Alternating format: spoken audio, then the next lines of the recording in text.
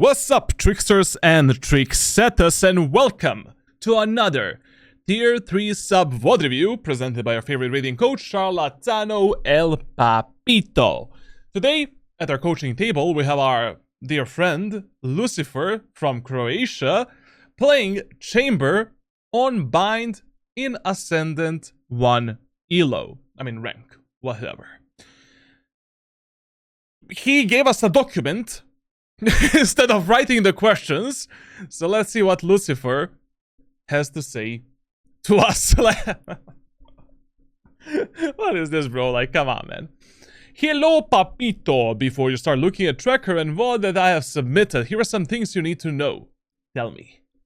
Up until episode 8, act 1, I was playing Sova. Why, you might ask? I was really enjoying the fun aspect of doing weird stuff and getting fancy kills with shock darts or dart lineups. However, I have started disliking him a lot after the nerf, so here came a time of playing different agents and trying to set up myself for a new goal, trying to hit Immortal. Your goal is to reach Radiant. Like, you know, long-term goal, reaching Radiant. Short-term goal, reaching Immortal. Like, the reason why I always give myself some impossible challenges and impossible tasks, such as reaching rank 1, which in my case, that is almost impossible, considering my mechanical skill, and playing solo queue, is because, even if I just reach Radiant, again, for 25th, 6th, 7th time, I'm not gonna be disappointed, you know, like, so, okay, you know, let's higher up our standards a bit. My playtime was very low, considering I played other agents. My playtime was really low, considering I played other games such as PUBG, Warzone, FIFA, now Football Club Manager, I don't know what the FC is. Warzone? Is that game still alive? Considering how many cheaters it has. What? And working 7 to 15 Balkan working times, you know, 7 to 15. But I think like 7 to 15, 7 to 3 p.m. is like much better than 9 to 5. At least when you're working 7 to 5, like, you know, you come to your work, you feel like shit anyways. You know, you need 1-2 hours to recalibrate. You do nothing. And then you're done at 3 p.m., you know? The only downside is like every day you're waking up at 6 or 5. Or 5:30. But it's much better than 9 to 5. I don't know, 9 to 5 is like...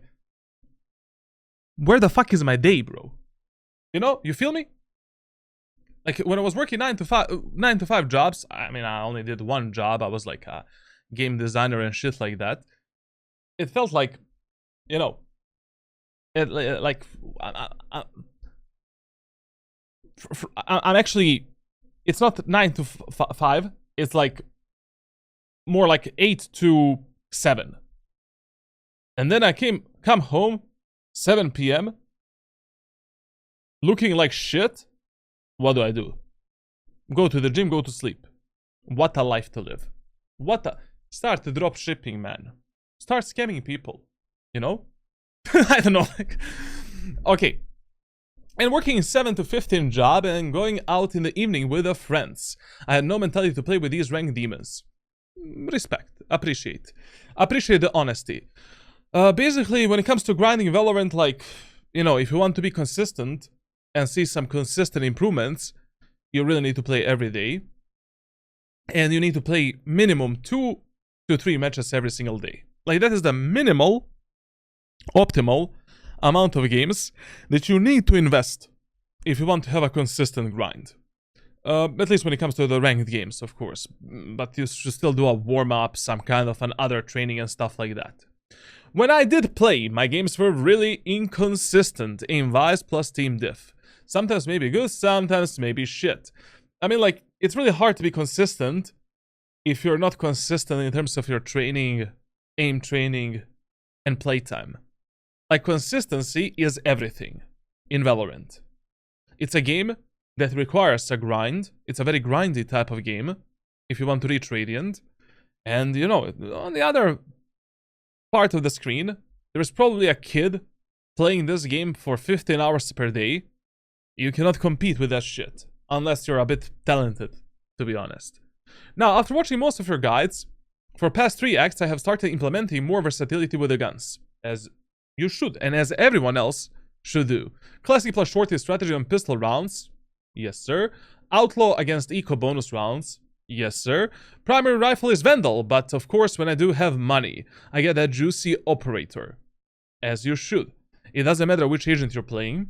The most important guns that you want to master in Valorant are the following. Classic pistol, shorty, judge, stinger, outlaw, operator, vandal and phantom, obviously, and bulldog. Like, these 9 guns, you need to master. Like, how to use them, when to abuse them, etc, etc. When it comes to the Guardian, Sheriff, Ghost, like, you know, as your aim gets better, like, those are just one-tap weapons, like, you know, you just aim train, essentially. But you need to understand, you know, like, when to pull out the classic, when to go for the triple shot, how to shoot with the gun, how to close the gap with the enemies when you have short-range weapons such as shorty, stinger, judge, shit like that. How to abuse the operator, of course. Now, I have started maining Chamber this act, not because of the buffs, but because of the ability to hold off angles and get away with a kill easier than with other agents, not including Reyna and Jett. Chamber for me has had a perfect playstyle between passive and aggressive. To be honest, yeah. I mean, Chamber is probably like the most versatile agent in terms of how you can play. You can be super aggressive with a teleport, or super passive and lurk, flank and stuff like that. Like, actually true, to be honest. Like, I mean, that's why I keep the Chamber on A+, in my agents tier list. Even in its prime even in its prime era, he was one of my favorite agents. Like, Chamber is like, you know, it's not for everyone, definitely. And for low elo lobbies, like, okay, maybe. For medium elo lobbies, he's good. For high elo lobbies, he's like, I don't know. Like, depends on a player, basically. How good the Chamber actually is. For an average player, Chamber is like A tier. But for a really good player that knows how to abuse his guns, you know, like to play him like a John Wick and abuse the operator, he is easily S+ tier. Now let's talk about problems I do face. My full buy, semi-buy rounds are very good in my opinion, and that has been a consistency. But the consistency about pistol eco rounds, well, those are very shit. That's really bad. Like, basically, you need to have a really high performance and a good performance in pistol rounds. Like, pistol rounds and eco rounds dictate a lot in Valorant. Like, pistol rounds dictate, like, the initial mentality of your teammates and our initial economy. Like, if you win both pistol rounds on both attack and defender side, you practically get, like, 4 free rounds in the pocket, and like potentially 2 more rounds if you win the bonus. Eco rounds are important because they're a mental breaker for like enemy mentality. Like, if you win eco rounds and you know how to play them properly with a headhunter, shorty and shit like that, if you apply proper strategies and proper gameplay, I mean, you might tilt some enemies, and mentality plays a huge part in Valorant. Like, I think that's on top of all of the reasons why I'm still able to reach Radiant at least 2, 3, 4 times per year, is like my eco rounds. Like how useful I am during those rounds for my team. And of course the pistol rounds are always one of the best rounds for me. Now, I often have no will to tell my teammates what kind of strategy we should be doing. 1 out of 5 times they will listen. You should still try. You know, if you're serious about the grind, and you really want to reach Radiant, you need to communicate like 10 times more than what I do. Like, learning the craft of silent support is always more important. Like, how to compensate the mistakes of your teammates without actually speaking to them. But you know, on attacker side, you want to like lead your teammates on a macro level when you have a good idea to F up the enemies or to make some kind of an unpredictable pattern. On attacker side, you also want to tell your controllers to give you the proper smokes. Like micromanaging your controllers is the most important. If you have shit smokes, everything else doesn't matter. And telling your initiators like to give you something if you really need something from them. And when it comes to like sentinels, only correct them if they're doing some really fucked up, you know, tripwires, alarm bots, or you know, or maybe they're lurking in the rounds when they should not lurk. Like you should still try calming and giving your teammates an ideas, even if they don't listen. If you're serious about your grind, you know, like you really want to reach Radiant for the first time. And if they really don't listen, then don't waste your time. Don't lose your focus. Like, focus on yourself. Focus on how to compensate their mistakes and how to play around them. On defender side, like, the most important thing that you should navigate are your sentinels. Like, a good and bad sentinel utility can mean a lot on a defender side. And everything else you micromanage based on what you need during a specific round. Or if your teammates are doing something really stupid. That's why, if you truly want to improve in a game of Valorant, like, yes, you want to master 2 or 3 agents up to Radiant. And have 2 or 3 alternative picks to fill in or flex. But, ultimately, in a game of Valorant, you need to learn what is a optimal, suboptimal, and bad utility usage of every agent in the game. On every map.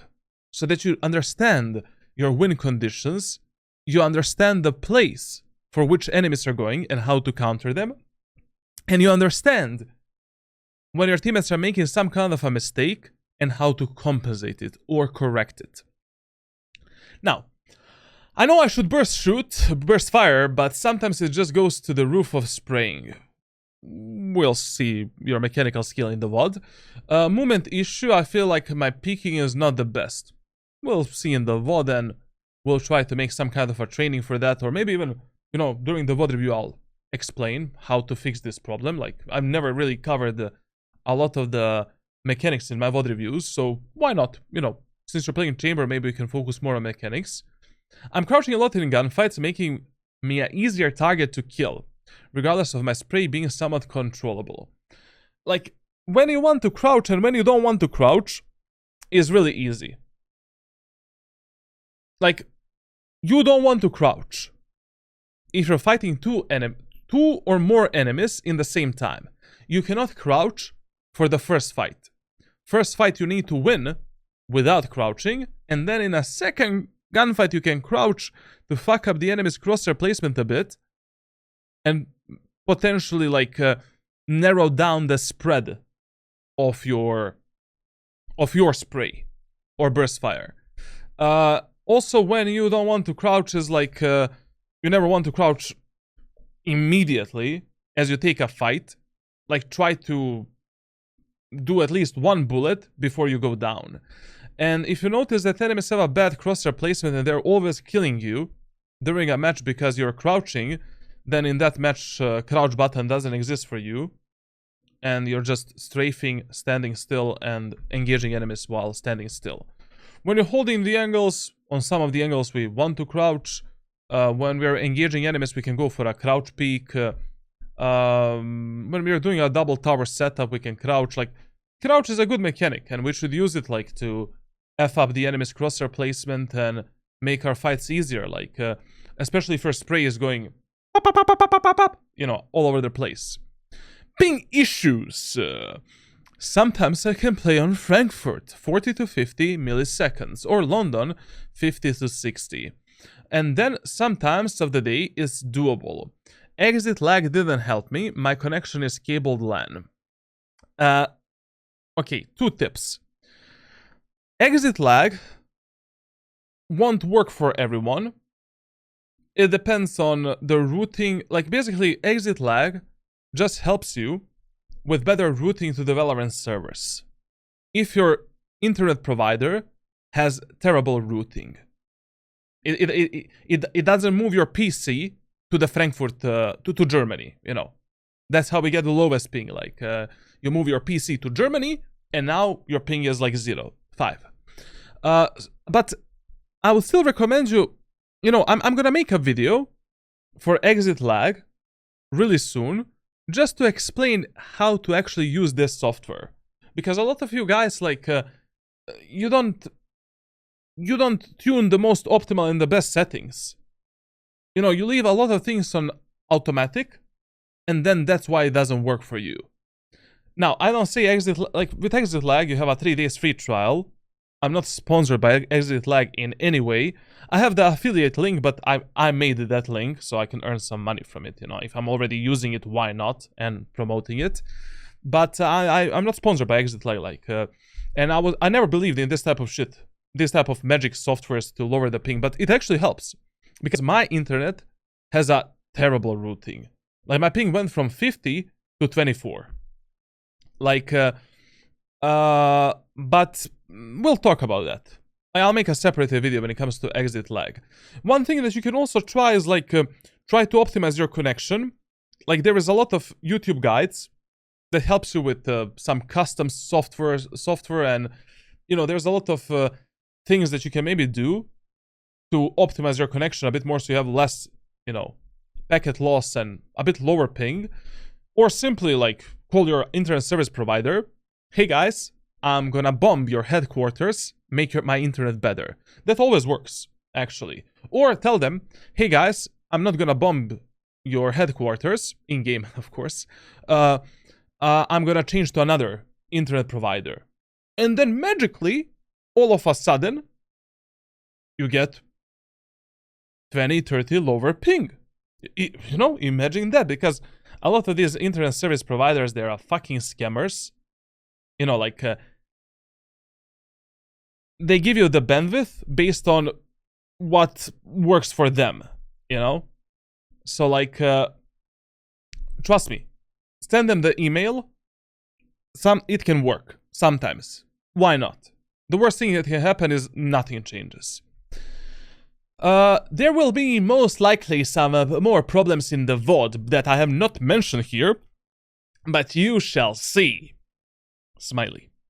About the questions: lack of vital communication, positions, HP status. In these situations, how do I adjust myself to looking at both the minimap and my own playstyle? So your teammates are not giving you comms. Is that the question here? Or am I missing something? Like, basically, like, communication in Valorant doesn't exist in ranked solo queue. Like, you're the one that is gathering the information for yourself. Based on the audio that you get, based on what you know during the rounds, and based on the previous rounds, and based on the minimap and everything else. Like, basically, I'm gonna give you, like, a few tips here. Tip number 1. Like, the basic level of Valorant is essentially, in terms of information, is understanding when to check the minimap and when not to check the minimap. And having the habit of checking the minimap whenever you're not fighting the enemies. And whenever you feel that there is no way that enemies are gonna peek you or kill you. Like, that is the first thing that you want to master. On my Discord server, here in As the Coach, like in this text channel, there's a thread called minimap blindness. And I have explained all of the indicators when and when not to check the minimap. I can actually share it with you, like, why not the chat as well. So these are the triggers, essentially. You can pause the video later and that's it. Let me remove this for a second. Now pause the video and you get it. And when it comes to like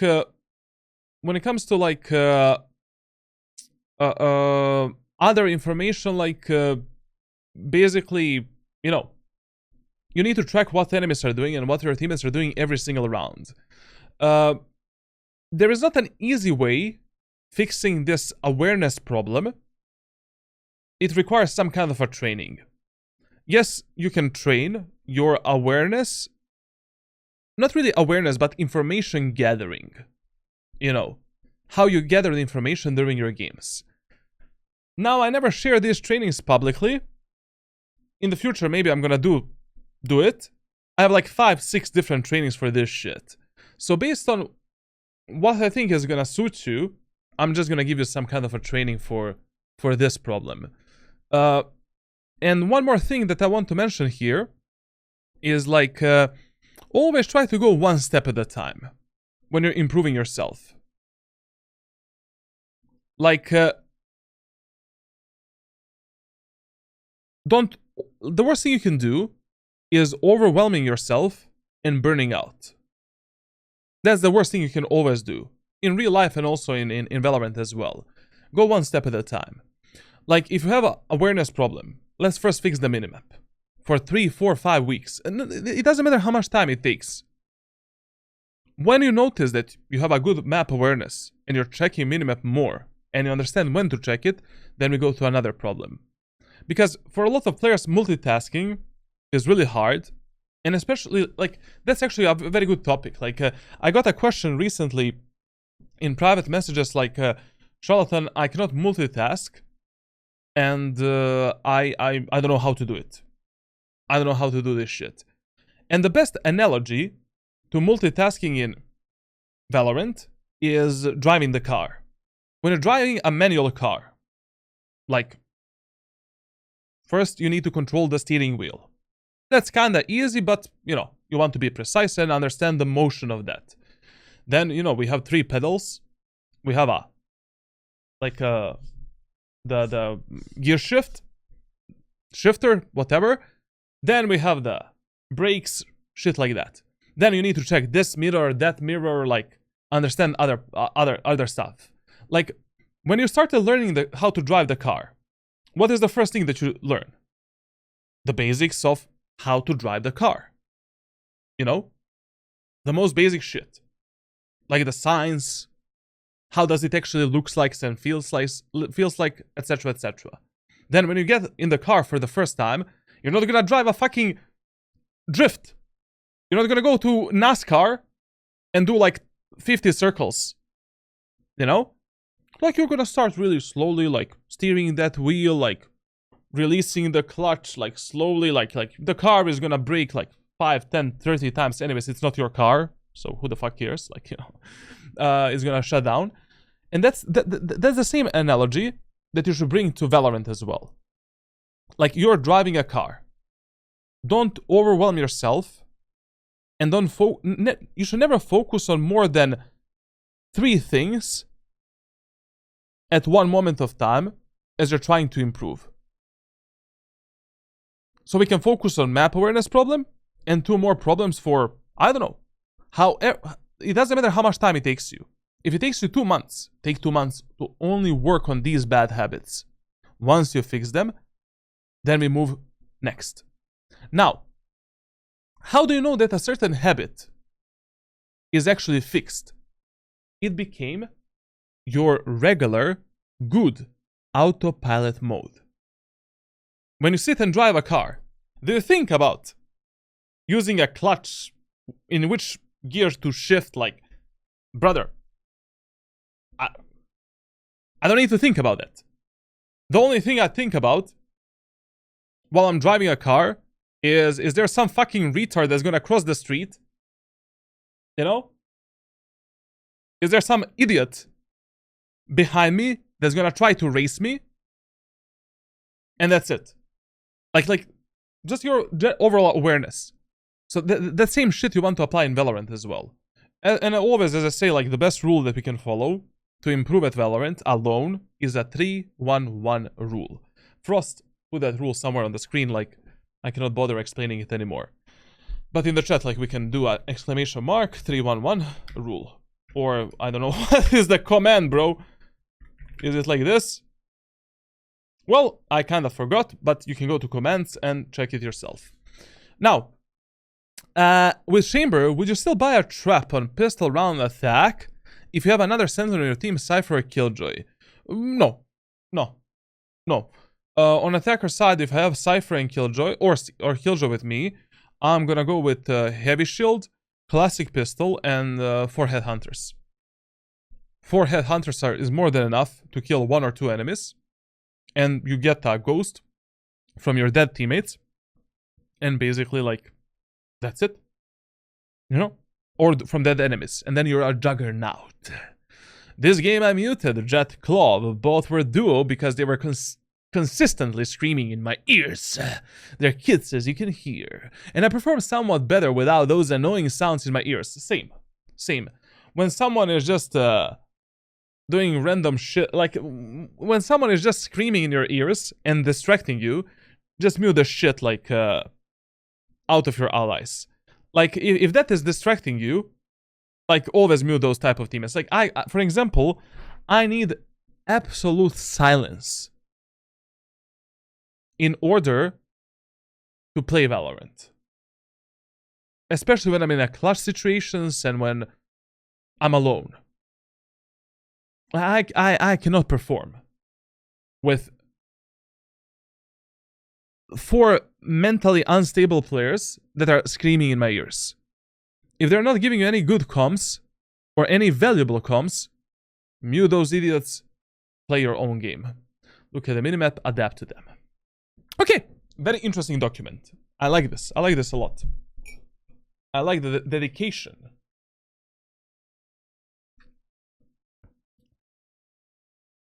Do we also mute chatterbox? Well, I mean, I would leave the chat open, like, for the pings and shenanigans, you know? I don't know, I don't care about the chat. It's whatever.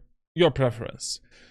So, our friend Lucifer, right now he's Ascendant 1, but he was actually Immortal 1. Okay, we're gonna say that Lucifer is actually Ascendant 1 player. Because he has been hardstack Ascendant for a very long period of time.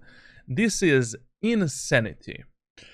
So, this is, I would say, a hardstack player.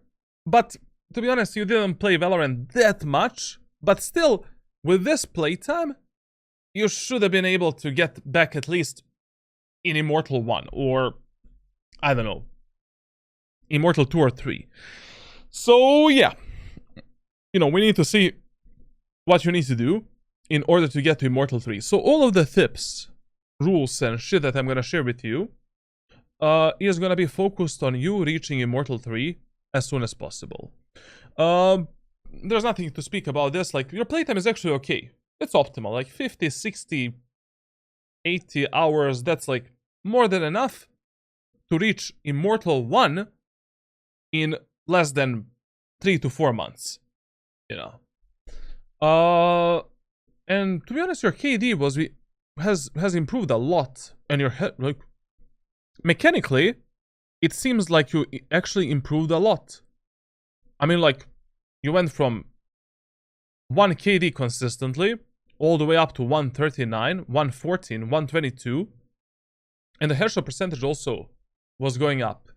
But probably as you were doing this aim training, your brain cells stopped working, and now we are hardstack in Ascendant, like an average Valorant player. Okay. So, all of your stats are generally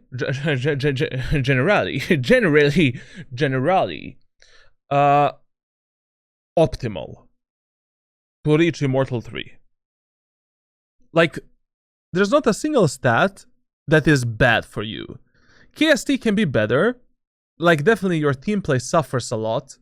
You know, you can live, like, you know, based on these stats, I would say that you probably die like 1 or 2 rounds when you should not be dead, and you're fighting some fights that you should not fight. But usually, when I see this type of stats from players that I coach, the problem is, like, there's only one problem. You're not controlling the outcome of your rounds. You trust your teammates a lot, and you don't adapt to your allies and enemies as well. That's actually 3 problems, sorry. So those are the 3 main problems that I see in the player's gameplay when I see this type of stats. And we're gonna see what he can do better and how to actually improve on all of these. Because having 46% win rate with these stats is criminal. Literally, you need to go to jail, man. Jail time. Clutch percentage is not that good. You know, we can do something better in 1v1s and 1v2s. Let's focus on how we play them. Amount of last deaths, that's gonna be interesting to see. Amount of last deaths. 481. Not bad, actually. Not bad. Not bad, but I don't know what you're doing then. Like, are you just losing the rounds yourself? You don't know how to win these 1v1s and 1v2s?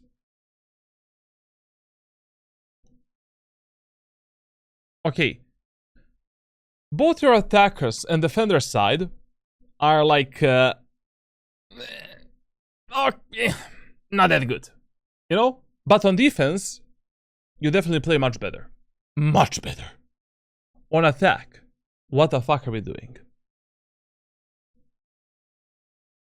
When I see this type of a tracker, another thing that happens for players is you don't know when to take a fight, you don't know how to path, timings are fucking you up, or you're playing the maps wrong on a macro level. So we're gonna see what we can do better. He played a bit of Jet, Gecko, Chamber, like now he's a Chamber main. To be honest, with all of these agents, your stats are like quite okay. I mean, like, you should be able to move forward. Why do you drop Omen? Like, with Omen you had like 73, I mean, you played 11 matches, but why don't you play Omen? You know? If something works for you, just keep using it. You know, I'm never forcing the players to use only Jet, Omen, and Raze as their main agents when I'm coaching them. You know, that time of Valorant is long gone. Like, if something works for you, just use what's working for you. If you can already retain 70% win rate with Sova, Omen, Chamber works for you, keep using these agents. I mean, with Jet you have a great stats. Amazing stats, actually. But how the fuck are you losing these matches? I mean, usually when I see this, the problem is just timings, executes, when to go in, when to take a fight, and what type of a fight to take. You need to fight and play the game based on how your teammates are playing. Like, your teammates are always conditioning you to play in a certain way. You cannot win every fight that you, every 50-50 fight. You cannot play alone a lot of the times. Like, I don't know. We'll see in the VOD. Like, very interesting tracker overall. Ascent, Heaven, Lotus, Pupu, Kakeroni. Icebox. I mean, with the Chamber, you should be able to dominate on Icebox, let's be honest. Like, Icebox should be one of your best maps with the Chamberoni. But overall, you know, this win rate doesn't matter here. Like, what matters is your individual performance on the maps. Like, to be honest, all of the maps for you are okay. Not that bad, you know?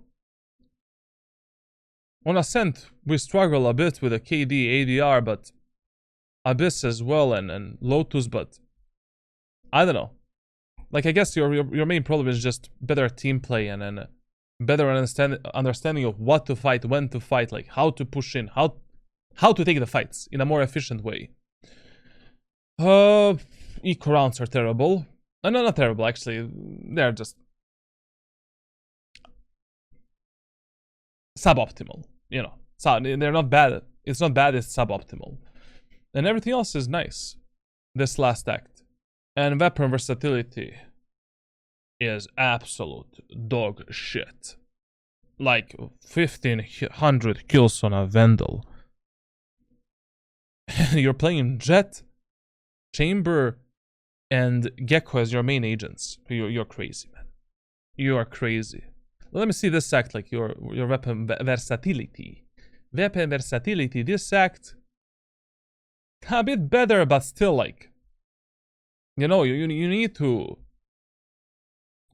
apply more, like Operazione, Outlaw, Shorty, Stinger, Judge, Bulldog, Odin. Odin, like on like Lotus, Haven, Ascent, paper maps, you know? Like, especially for, like, one of the main benefits of Chamber is, like, you're basically like a gunsmith, you know? Like, you're John Wick. Like, you can combine a lot of different weapon combinations to be mega unpredictable and to take very easy kills. You know, you're playing on Bind, for an example. In eco rounds, halberd rounds, you can just get that shotgun with a few, maybe Stinger, Shorty, light shield, heavy shield, and a few headhunters. With headhunters, you bait the enemies, pew pew pew, to come at you. Then you pull out the Stinger, prup, prup, prup, prup, prup. Then you pull out the Shorty, pop, pop.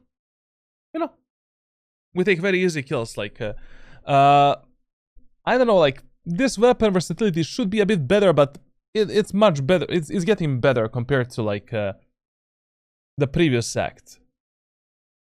And yeah, pistol rounds this act are just horrendous, man. Like this is unacceptable. If you want to kill, you know, win the games in Valorant, this is just unacceptable. But we'll see. And this act as well, like, I mean, you started on a really good note, and with these stats, you should be able to reach Immortal 3 like this. Zero effort. Also, what I would recommend you is, like, if your account has a bad MMR, you know, you're winning only, like, let's say 18 and losing 20 points or something like that, make a second account. Because you're already a really good player. When you make a new account, like, after the 5 placement matches, you can get, like, Ascendant 1. I mean, not Ascendant, like, Diamond 1, Diamond 2. And you can... grinding on a fresh new account is always easier than grinding on an account that is hard stuck.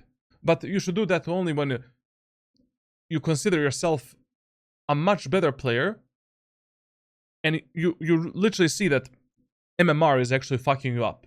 Like, you need to have like 60-70% win rate in order to move forward. But overall, like, not too shabby. Not bad at all. I guess we need to see the VOD. And as a final note here, like, Chamber is not really the best agent on Bind. I mean, Bind is one of the weakest maps for Chamber, in my opinion. But, I mean, you have a lot of good plays, good off angles, and good ways to support your allies. So yeah, let's see what he is doing in this specific VOD. Okay, now is the time for the actual VOD review. We're starting on the attacker side of Bind, so let's explain how to play the attack of Bind, a bit of a TLDR. So, number 1, your default bomb site is B site. Number 2, A site is the secondary priority. Number 3, whenever enemies are eco or halby on a defender side, your primary focus of attack should be the B-long area of the map. So whenever enemies are eco or halby, we want to do a 5-man push through B-long, smoking the window, smoking the CT, and using the paranoia for elbow. And then we fight for the elbow and the bomb site control. Generally speaking, whenever you don't know what to do on the attacker side of Bind, attack the B-long area of the map. In that area of the map, we can never get truly stuck. We always have the teleporter to rotate and change our plans, and your teammates can make the minimal amount of mistakes. You can always refrag them, essentially. Now, next point that we want to remember on Bind is that whenever you are playing some kind of an eco and halby round, usually the easiest thing that you can do on Bind is contesting the enemies from the A-short area of the map. Basically fighting for the lamps control, frontside control, and telling your smoker to just smoke like a normal human being. And then we try to kill the enemies there. Generally speaking, when you're playing attacker side of Bind, you want to avoid going through the window and showers area of the map as much as you can. Like, those two areas of the map should never be your primary points of attack. That's where you go when you wanna split, lurk, flank, like do some random solo shenanigans. Also, if you think you can get an easy kill, you know, in the window or in the showers, you can go there, maybe pull out the headhunter, buy the operator, try to kill the enemies. Otherwise, you should primarily go through the long and A short area of the map. That's where we should execute the bomb sites. And areas of the maps for which we need to fight in order to have more success on the attack. And the final rule that we follow on Bind is that in the first 4 to 6 rounds, we always want to play together as 5. No lurking allowed, no flanking, nothing. We're pushing B, pushing A, testing the team play playstyle, you know, testing the 5-man playstyle against the enemies. And if that is working, great! That's the easiest way how you can win your Valorant matches.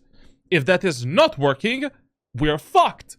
And we need to play a bit slower, fake a bit more, rotate a bit more, make the enemies rotate, you know, default, see what the enemies are gonna do, search for the picks, etc, etc. But for the first 4, to be honest, on Bind, in the first 5 to 6 rounds, I would always play together as 5. Because on Bind, we have one problem. Every single choke point works in the favor of a defender side players. So on Bind attack, if you win like 4 to 6 rounds, you should be more than happy. Literally, you should be like, good job, me. Good job, team. Now we win the match. It's a heavily defender side map. Now, how do you decide what to push in the first round? Very simple. Enemies don't have Cypher. Push B. Enemies do have Cypher. That's Chambers, sorry. Enemies do have Cypher. Push A. Enemies don't have Cypher. And you have Sage in your team. You can push both B and A site in the first round. Like Sage just walls this and walls this. Now, when you're pushing in the first round, the primary focus should be A short and B long area of the map. There should be maximum 1 or 2 teammates in the window and 1 or 2 teammates going through showers, while the majority of the team should prioritize going through the long and A short area of the map. Now with Chamber, when it comes to the first round buy options on the attack, on this map you have 2 options essentially. If you are a secondary sentinel, so like we already have a Cypher, Killjoy or something like that, classic light shield for headhunters. You don't need anything else. Nothing else. You don't have a secondary sentinel. You're the main sentinel. We're buying the trademark, and you have some sub options here. You know, we can buy the trademark with a light shield and 2 headhunters. We can buy the trademark with like all of the headhunters. We can buy the trademark with a ghost and 1 or 2 headhunters. But to be honest, like on this is a very claustrophobic map. Like most of your duels are medium and close range. I would always go for 2 buy options: light shield, trademark, 2 headhunters, or a light shield and 4 headhunters. I mean, you don't need more than 2 headhunters to kill an enemy in a long range fight, if you're good, of course. Now, let's see the enemy's team composition. So we are the primary sentinel, so we need to do the tripwires for our team. And enemies have the Cypher, Reyna, Sova, Jet, and Omen. Okay, in this round, doing a 5-man push onto A set is good. This trademark that our friend Lucifer did is actually the default trademark. You know, your default trademark on this map is putting a trademark here, like this. When you're pushing A, you want to make sure that trademark is touching this part of the wall.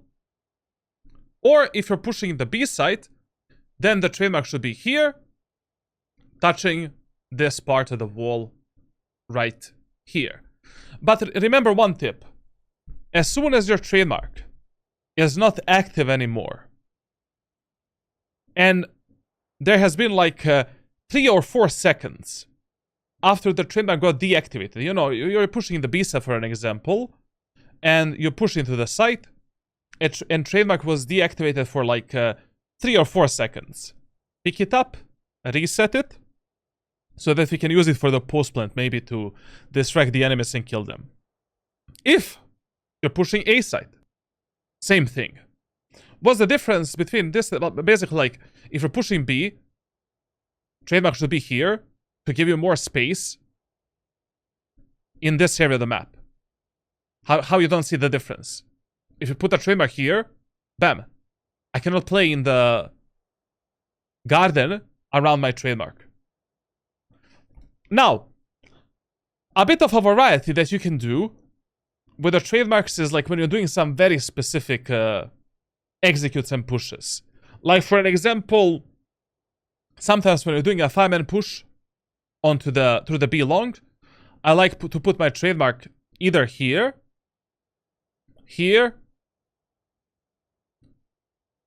and that's it. Because, like, anyways, we're not going, you know, through the window. I don't need a trademark to be that deep, essentially. Now, if enemies are always smoking this trademark, and we are pushing A site, it is totally fine if you do a trademark like this, for an example, as you're executing A site, you know, as we're moving in, or a trademark like this. So you have more space on the A site to play around the active trademark, and this type of a trademark cannot be smoked off. I mean, it can, but it's really, really hard. We can also put it in a choke point like this, and now there's no way for the enemies to smoke it at all. It really depends, you know, like, you should play with it based on whether or not enemies are crossing it and smoking off that trademark, and whether or not, like, it's actually useful for us. Now, in this match here, good trademark, we're pushing A site. Let's see how this goes. Okay. Listen, when you're holding this angle here, immediately I need to correct him. Like, hold it a bit tighter. Don't commit yourself too much for that fight.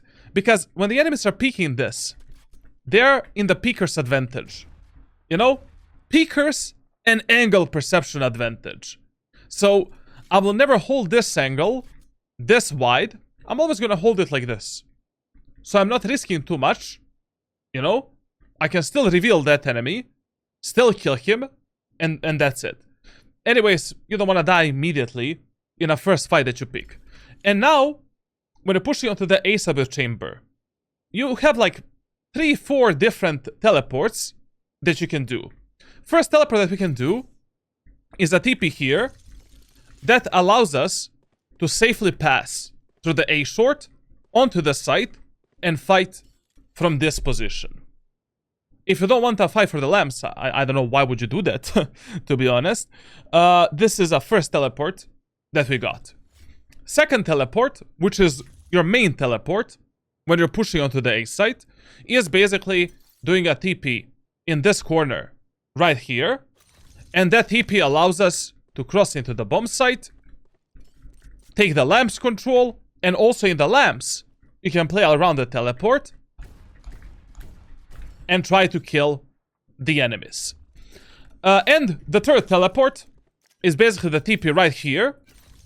It is kind of the same shit as the lamps teleport, but this TP you want to use like when you're easily taking the lamps control, and you don't need a teleport for the lamps. You know, you want the teleport for the actual site to maybe aggress the enemies a bit more. But your main teleport should always be this, and then we move in. And of course, like, if you think that you're gonna fight the enemies in the A main area of the map here, A short, like, do a TP here, take a fight, and that's it. And remember that with chamber, whenever you die in some kind of a fight, and you didn't use the teleport to take that fight, you could have done something better. You could have used the TP first, place it on the ground, and then go for a peek. This is a tool to give us a chance to survive the first engagement with the enemies. Like, the first duel that you take should never be a 50-50 duel to which you commit. Once you use the teleport, we reset it, and then, you know, we take another fight. Okay. Here, you're pushing, immediately another mistake. You know? You're pushing like, way too slow, man. Like, your teammates are already in front of you, like, just run with them. You know, when you see that your teammates are this aggressive on the attacker side, you don't have time to walk, to hold the angle. Man, just push with them. Use them as a human shield. You have 4 teammates in front of you. Run. We need to place the TP. We need to go out. We need to use the life of our most aggressive teammates to refrag them. Sky me. No, we pussed it out so much here. Brother, you have a teleport. You know? Like, sometimes, you know, what I do with Chamber, I just enter the bomb site first to give my teammates a fake confidence. Or to scout for the enemies. But you're way too passive here. Let's go in. So what if the Cypher has tripwires? You know, go in, destroy the tripwires, TP away, and now we can actually move in and kill the enemies. You should not be afraid. This afraid playing Chamber on any map with a teleport. Like, what?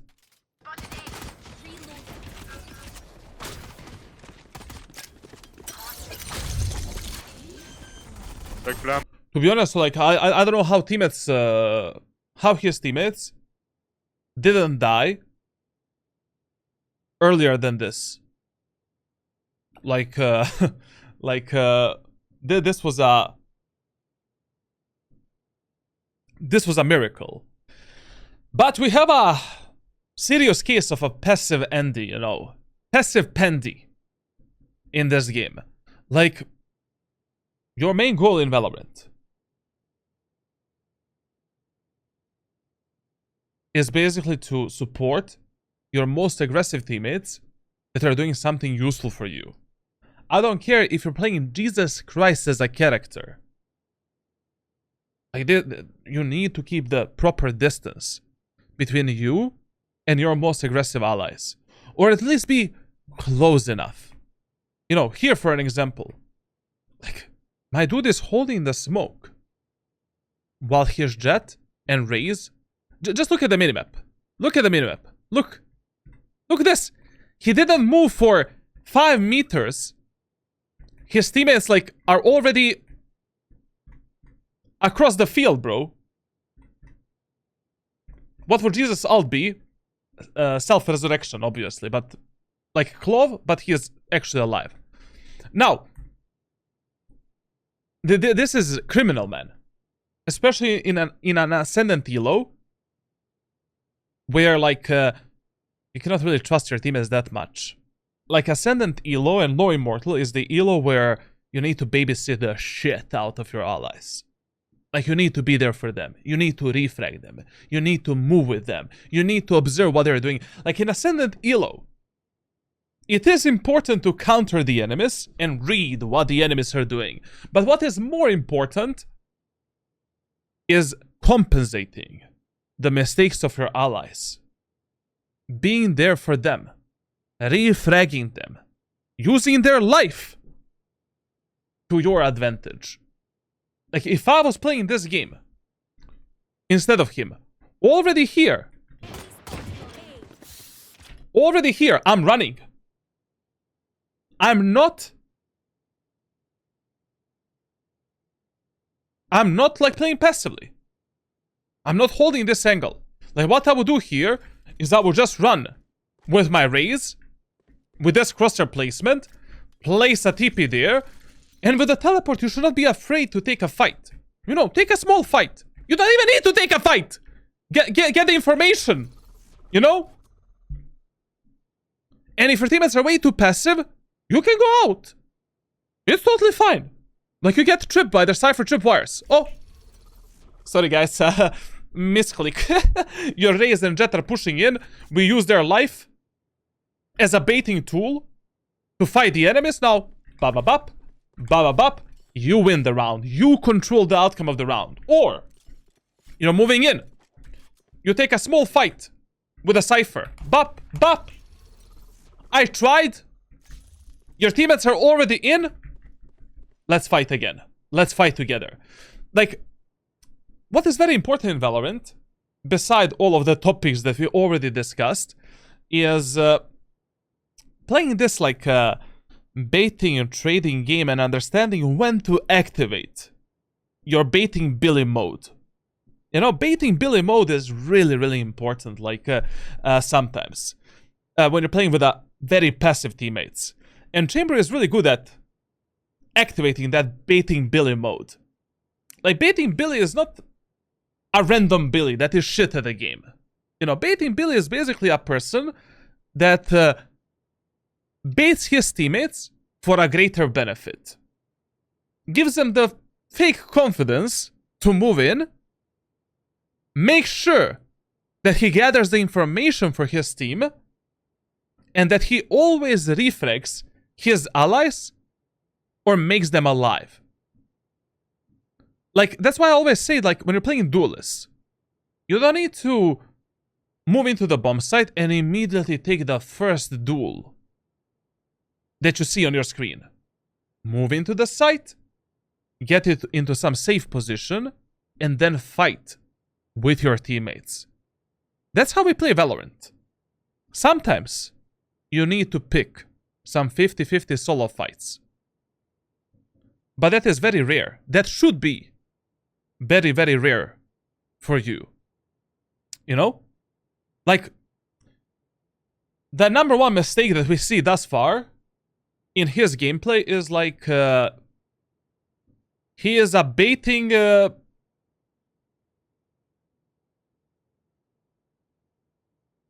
Paralympic player.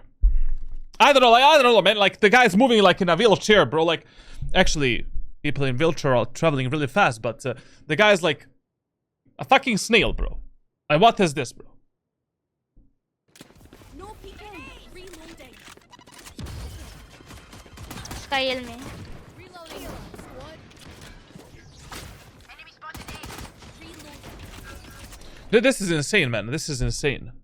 And you know what is another thing that is insane is so we are pushing ASAT in the first round, and we have only one smoke. We talked about this. We talked about this before we started this VOD review. The main teammates that you want to like micromanage on the attacker side, your controllers. If I saw that smoke from my Clove in the first round, you need to tell that Clove, brother, like, I need this and this smoke, I need that. Basically, you know, like, if you're pushing through A short, one smoke goes here, on top of the truck in the middle, one goes here, and we go in. If we are splitting through the lamps, one goes here, one goes here. If we are pushing B side, you know, through both window and long, this and this. If we are pushing only through the B long, this and this. But this is insanity, man. Insanity. I just noticed like how ugly these how ugly the Clove model actually is. Like, brother, that's fucking shit, bro.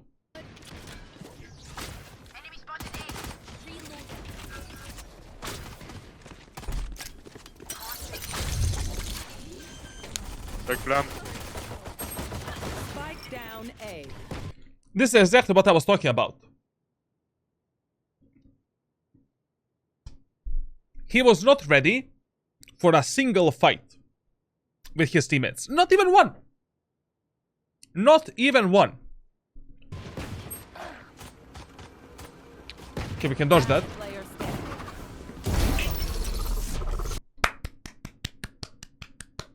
Good job. What now? What now, brother? Huh? Here, candy for you. Bad TP, to be honest. Why bad TP? What bad TP, bro? This teleport is the best you can have when you're pushing A site. And it is the main that you should use. Because it allows you to safely clear the lamps and play the postman from the lamps. And also, another benefit of this teleport is sometimes you can bait the enemies to make them think that you rotated.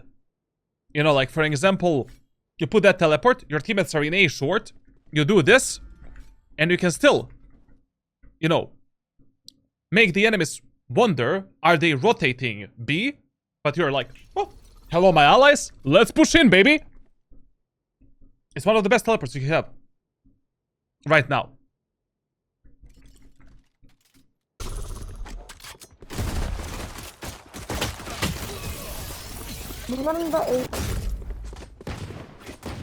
Okay, moving on to the next round. Now with Chamber, you know, economy management is a bit different compared to other agents. Obviously, if you're playing a second eco round on the attacker side of bind, you don't want to buy a shorty. You want to buy the headhunters. You know, you buy, you invest everything. Like you buy, you just make sure that for the third round, you have like trademark heavy shield and vandal or phantom. So you want to make sure that in a third round you have 4,100 credits. So yeah, he did that actually. Listen guys, just one more reminder. Like this teleport here is goated. It's one of the best teleports we have right now. Like you can bait the enemies so much. You know? Like for example, you can tell one of your teammates to TP with you. Then you get into teleporter. We go out. Make the enemies think that we rotated. While the rest of the team is staying in A short. And then, hey guys, let's hit A site after like maybe 10 or 20 seconds. Bap. Let's go. Now in the second round, to be honest, like I would push A again. And try to search for some picks, maybe in showers or A short. The worst thing you can do in a second, like eco round on attacker side of bind is go through the window. The worst thing you can do. Like it doesn't get worse than that. There's a probably judge in the window. Stinger shorty. Raise nade flying in your anal cavity. You're gonna feel like a Jessa Rhodes, you know, like black.com, bro. I mean, I don't know how that feels, but and I don't want to know, like just to clarify it, like just don't go window in the second like eco round. You know, you're playing chamber, like maybe, you know, if your teammates want a default, let's peek the enemies in B long. Why not? We have a headhunter. We can put a teleport here. Peek the long area of the map. Try to take this fight. Always get up on the bench with a crouch jump. Jump crouch. And now, pop! Maybe one guy is there holding that angle with a marshal or outlaw. You're peeking from a completely different elevated ground. You have a peeker's advantage. And a teleport.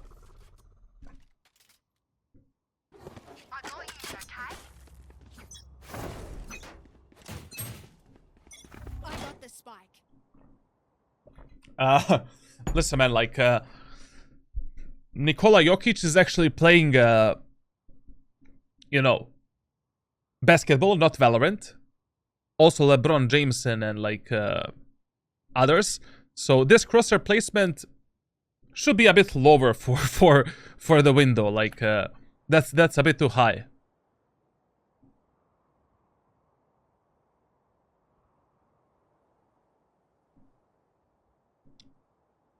Listen, usually the best idea in like eco rounds on the attacker side early on in a match is to play together as 5. Don't lurk, don't flank, don't masturbate, like just like play together. Enemies have a economy advantage. You cannot really isolate one. Like that's something that I never understood in ranked in the lobbies below Immortal 3. Like, you want to spread across the map, isolate 1v1 fights against the enemies that have better economy than you. I mean, it's possible to get some lucky sheriff kills and shit like that, but statistically, you will find much higher success in eco rounds on the attacker side if you just play together as 5. Here, once again, I would already be with my teammates in B long. And this right here, what he's doing, is one of the worst shits you can do in Valorant. Lurking and flanking and holding the flank without any information. You want to start lurking and flanking and holding the enemy's flank and lurk when something like that happens during a match. Like, you should always play with a pre-assumption that enemies don't lurk and don't flank. But the first moment of time, when you notice that enemies are doing that, then the paranoia should hit you, and then we need to, like, be more, like, aware of that possibility. This is just a very blind hold and a blind play that he's doing, and we have no idea if enemies are gonna go, you know, for this type of a play. But I know for a fact that our Raze and Clove and Jet are gonna die in the following 10 seconds. 1, 2, 3, 4, 5, 6, 7, 8, 9, 10. Surprisingly, they actually play this really, like, passively. I like it. They didn't die. Miracle in this elo. I will. You will? Oh, I see. Green is playing with us. Green! You have a heal, Green.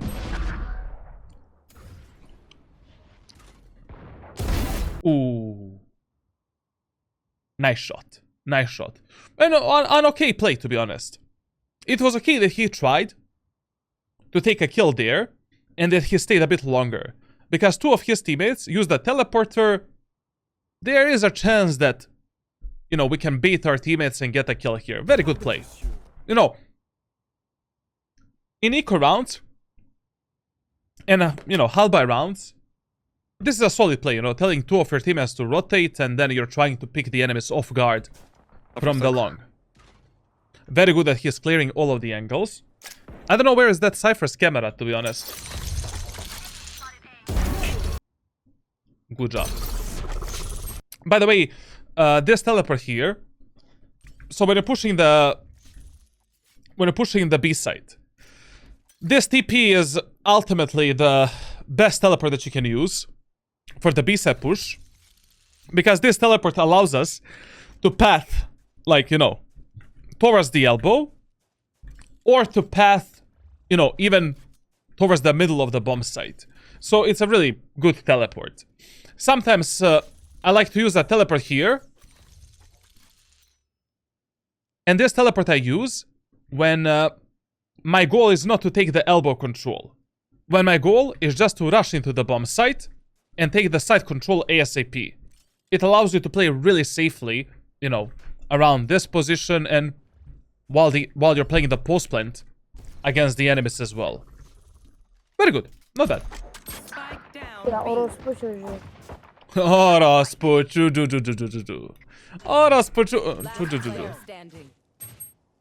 But once again, we have a serious problem of not playing with the teammates. I mean, listen. We saw on the minimap right now that enemy Cypher is on the site. Your Raze is gonna take a duel with that Cypher at any moment of time. Cypher only has a Sheriff. We need to move in, man. Sorry, but you know, we need to move in. There's a Guardian on the ground, or Bulldog, I don't know which weapon that is, to be honest. Let's pick up that Guardian Bulldog from the enemy Sova. And, like, let's move in. Oh, sorry for that. Can you help? Average European lobby, man. By the way, like, in this type of games, like, sorry, not the games. In this type of rounds, you know, eco rounds, your job is not really to win that round. Your job is to apply as much economy damage as possible onto the enemy team. So, like, here, even if he doesn't win this round, but he kills the Cypher and Jet, it's okay. It's totally fine. Like, you know, good round. We damage the enemy's economy. 30 seconds left.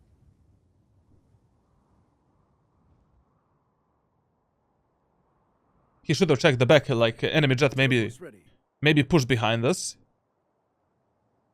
We need to check the angles. I mean, listen. If you're pathing through an unknown territory, an area of the map where you don't know if enemies can be there, and what type of timing they could have got, you need to check every angle methodically, one by one.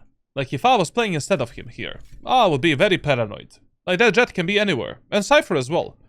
Like, if I'm moving here, you know, I'm gonna walk, check this angle, this position, then place my crosshair for my anal cavity, then I would jiggle peek this, then move in, clear this, clear all of these positions, and now, you know, let's take a fight. One bullet, we gotta make it count! Yo, Cypher tripwires and camera. Okay. Here, like, you know, Seconds left. it's okay. Okay. Solid round. We're not gonna talk about this so much.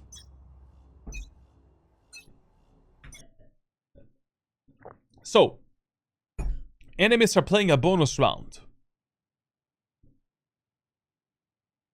A bonus round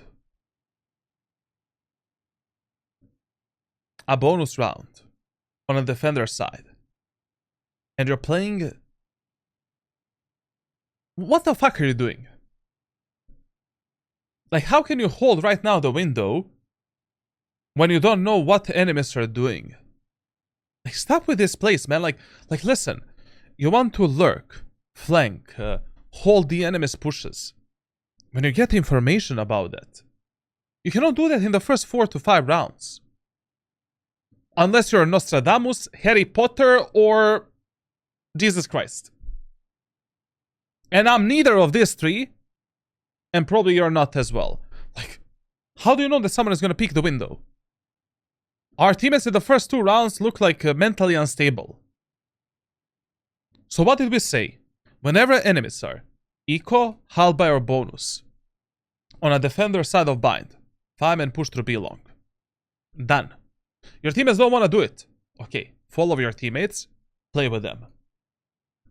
Like, there's no way I would allow my teammates to play this round solo. And trust them to execute the A site. While I'm jerking my cock off, holding the window area of the map. Even if you get a kill here, the trade might not be worth it. You know, whenever you're holding the enemy's pushes and whenever you think you can get a kill, you need to ask yourself, is this trade worth it? Like, if I get killed here, is there a possibility that 2, 3, or 4 of my teammates are gonna die on the opposite part of the map? And there is a huge possibility here.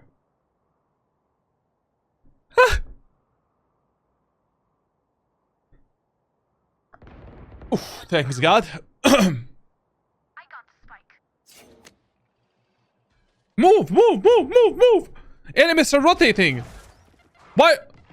And listen, like, if your teammates are already making the footsteps in front of you, and there is no reason for you to keep your location a secret, stop fucking shifting. Like, why? What's the point? Close the gap with them. Fight with them. Your race is gonna die in 3 seconds. Come on. Let's support our allies, man. Why are you shifting? Like, the only time when you should shift and walk and keep your location a secret is if you can actually surprise the enemies. But what type of a surprise factor we have here if 2 of our teammates are already making shit tons of footsteps in front of us?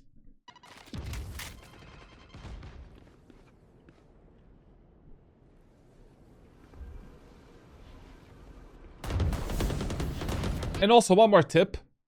Whenever you're clearing the lamps against enemies that are eco halberd or bonus, always try to clear it with some kind of a utility, or clear it together with your allies. Because there's a huge chance Charlatan is there with a Judge, Bucky, and Stinger. You're not gonna have a fun time pushing alone.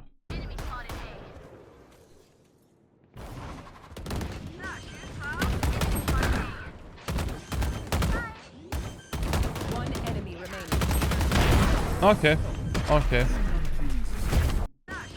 Also, man, like, you know, use your teleporter. Like, if you know you're gonna take a fight with the enemies, and you're already pushing from A short, put a TP. You know, do this, and now support allies.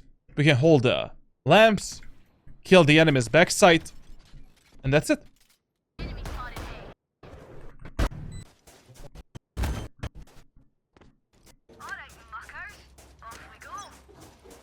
I see that communication is really high level in this elo. Please, from now on, when you're pushing A site, you know, if you're pushing A, and that is our primary goal, put a trademark right here. Why is this important? It gives you more space. Like, on A site. To push. And the trademark is still going to be activated. Like, you know, you can go all the way here, and the trademark is still active.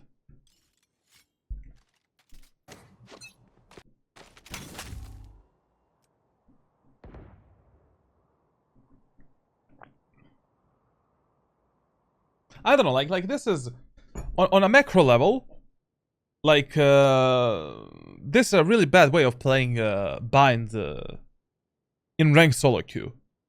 Like, it's always better in the first 4 to 5 to 6 rounds, playing together as 5, trying to test the enemies on the bomb sets together. Don't lurk, don't flank, play with your allies. This map is horrendous on attacker's side, like, and only from the round 5 or 6 or 7, you should start you should change that playstyle to something else. You know, right now, it would have been much better if he played with his allies on A short, or played like, with a, you know, with a jet.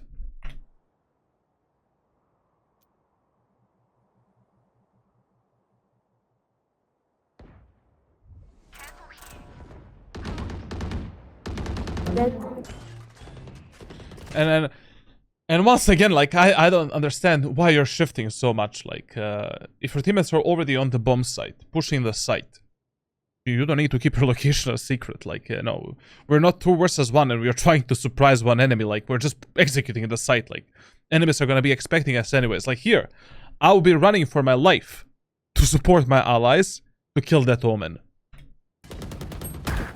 1 HP, Omen. Omen on the box. I'm gonna TP somewhere.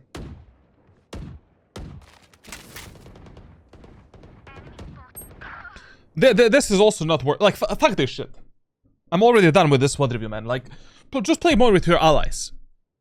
Like, in Ascendant and low immortal elo, like, you never know with who the hell you're gonna play. Like, literally, like, there's a lot of bot accounts, boosted players, naturally boosted player. Like, it's a shit show. Like, shit show of an elo. Every round matters for the mentality of your team. You're winning 6-0, you lose 1 round, the match is over. Like, You need to be there supporting your most aggressive teammates and trying to use their life to either refrag them or make them live a happy life. Like, team play is mega important. Proper ranked team play is mega important in Ascendant and Immortal Elo. And also, a lot of these players that you're doing them with a pre-assumption that something is gonna happen. Like the worst two things that you can do in Valorant. Number one, playing the game based on feelings. You know? Like, if you're playing Valorant based on feelings and you're not Radiant or a pro player, good luck. Just good luck. Like, you're always gambling. Always. And second thing that players do is making plays without any information. Like, this what he's trying to do is making the plays. You know, trying to see if Omen is gonna stay here, killing that Omen, but we cannot do this type of a play this early on in a game. Why? I have no idea how Omen is gonna position after that kill. And I have no idea if my teammates are good enough to survive the gunfights in the lamps so that this play actually works for us. Fuck the feelings, play with your brain. Fuck the blind plays, make them based on the info that you get during the rounds, based on the previous rounds. And, of course, you know, in Valorant we have like around 100 rules that we want to follow for smart gameplay. Maybe in the future I'm gonna make a list of all of these rules, but I'm sharing tons of them anyways, like during my VOD reviews.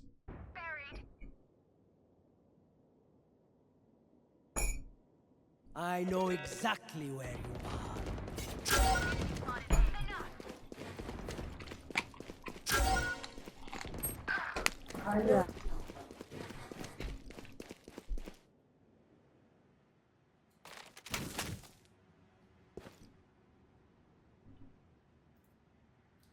Seconds. This is also really bad, like, he made a footstep in the showers, he has a teleport and a trademark, and he is using 0 utility to clear this area of the map. Like, there's not a lifetime where I would clear these angles like this with a chamber. Brother, I'm putting the teleport here. Now, jiggle pick. Clearing that. Clearing this, clearing the tower, clearing this. I have a trademark. Great. I can use the trademark to scout the right side area of the map, focus only on the left, and that's it. Or I can clear the right side, you know, with my crosshair placement, and then use a trademark later on for the backside there. And now push in with a teleport. Enemies surprise me later. Reset yourself. Take a kill. Left.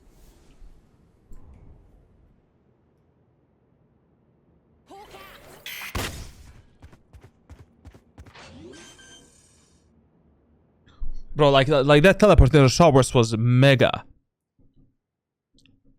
important. Like, that was really important to place. I mean, even not only for the push and angle clearing, but also for the post plan here. Like, that TP is gonna allow us to take a kill and then reset, or to take the information and reset. Like, playing here with a Sky, getting stuck in this one spot, like, this is gonna be crazy. And also, one thing that he should have definitely used here is some kind of a trademark.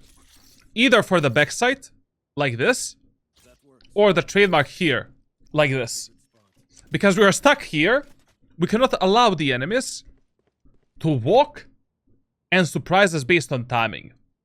At least I don't need to worry about one angle. You know, Soba is probably behind us on A short, Cypher is in the lamps or somewhere on site. Like, with this trademark here, okay, they cannot push here. I just need to focus on tower, backside, and that's it.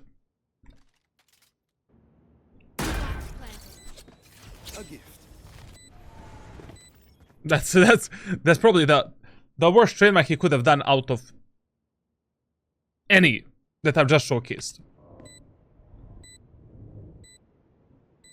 Yo, playing in this position would have been such a good play if he had a teleport.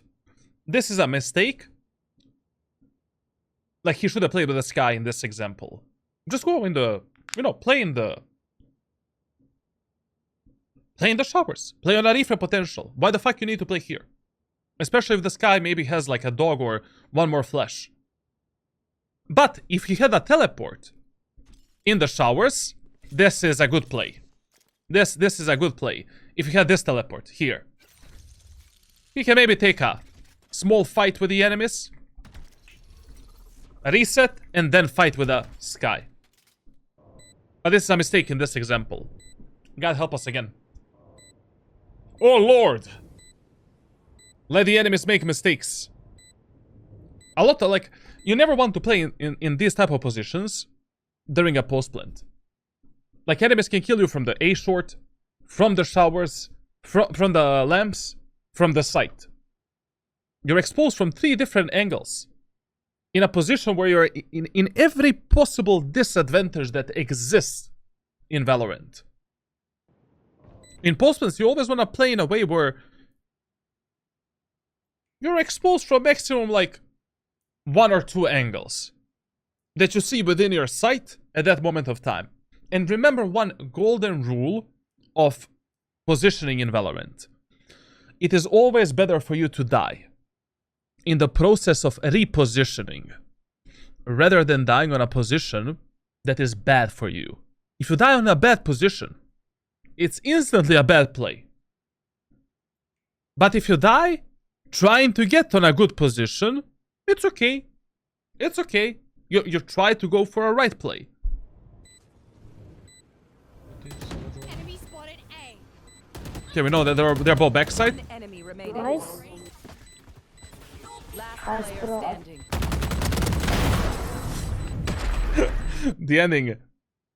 The ending of the round was really interesting.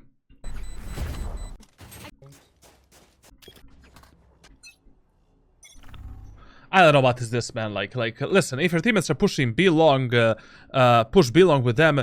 When you're exiting B site in the first early rounds of the bind, go through the B long area with them and prioritize the fucking B long, bro. I don't know why I'm yelling like this. Sorry, I just get heated.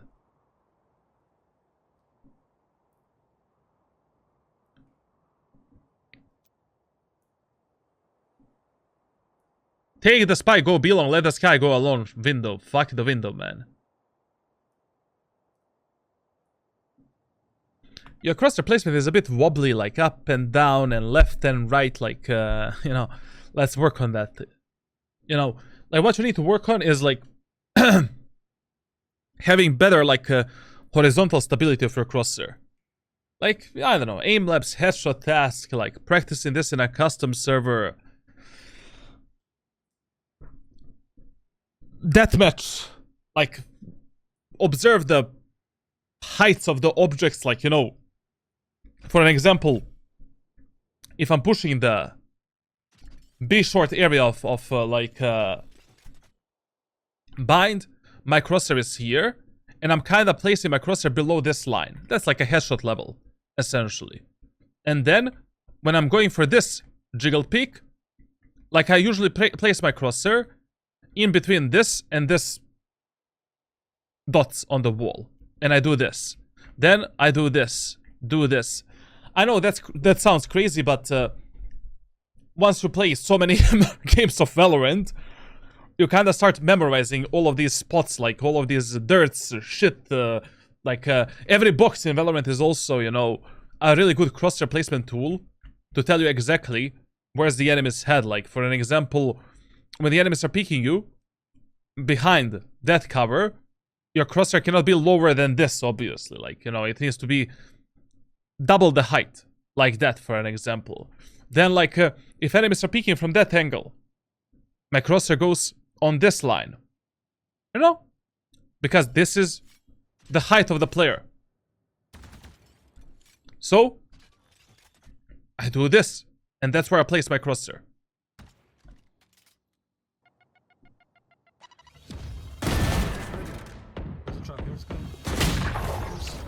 And you know what is even crazier? That we even got a kill there. So the first crazy shit that we did in this round, we're splitting the B side through the window. We have a Sky in the team, and we push the window without using a single piece of utility. That is such an unnecessary shit that should never happen, essentially. And second thing that's crazy is like we're moving first through the window. I don't know, man. I would use a teleporter. You know, I would use a TP here, and then peek this. Aha, Cypher is there. Get out. Like, what?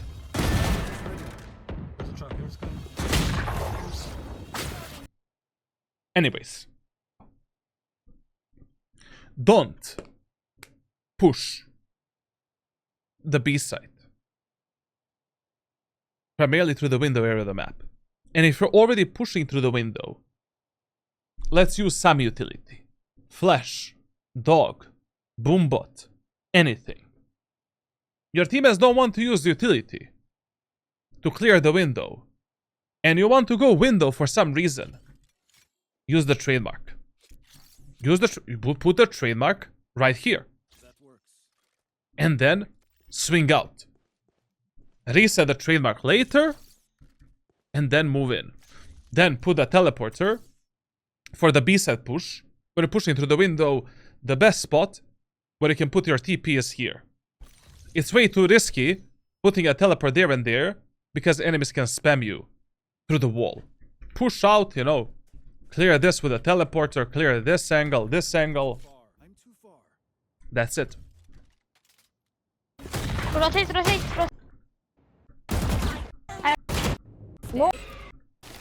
What happened in this round? Make sure to here. That first kill was good. Yeah, the first kill was good. Just, I mean, it's insanity. Like that they're pushing through window on the contact, on bind, against the Cypher, and against enemies that are playing a half by eco round, and that can have like buckies, judges, shorties, and shit. This play that he's doing right now is actually good, because in one of the previous rounds we saw that enemy Reyna likes to peek the showers, and enemies are not peeking anything else. So this play is good, but you know, even if I'm going for this play, I will still place my teleport 100%. You know, I'll place the trademark here. That trademark is gonna be a bit inactive, like for a few seconds, but it's fine. You know, enemies need around 7 or 8 seconds to go from the window all the way here, to walk past the trademark. I would put my teleport all the way here, or we can put it in this corner as well, and then I will go for the peek like this, holding this off angle. If enemies are not peeking, I'll try to clear this position, try to get a kill there, and if I don't get any kill, and I don't see any enemies there, I'm just gonna go back and push through A short with my allies when my teammates are moving out. In we go. You can put that TP as well. It's really, you know, that TP is probably a bit better. It's okay.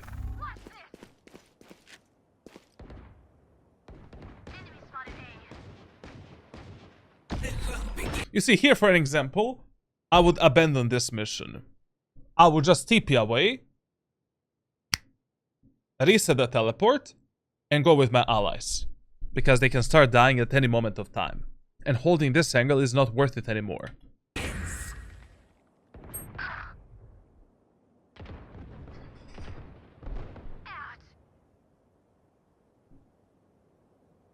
Very good gameplay. Love it, man. Love it. So you want your teammates to take the lamps, frontside control, and kill everyone while you're holding the showers. Love it, love it. You're gonna have a lot of fun time in Ascendant and Immortal. A lot.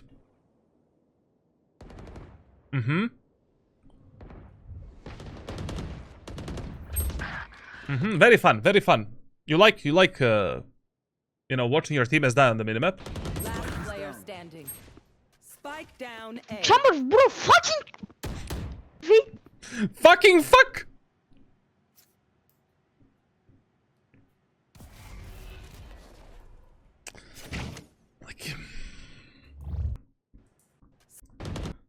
Also, man, like, how you push through this area of the map and how you clear the angles in the showers. That was, crazy, bro. Like, literally. Like, okay. So, first of all, when you're clearing this medium range and close range angles, like, we always use the 1x scope. Never the double.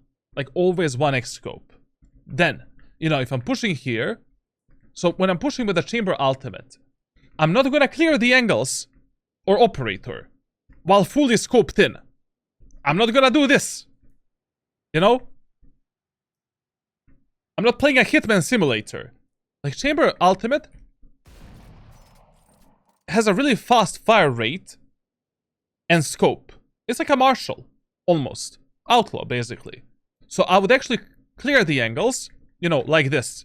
Then, like this. Then, like this. I would go for a quick scopes. You know, as I'm clearing the angles, I'm scoping in.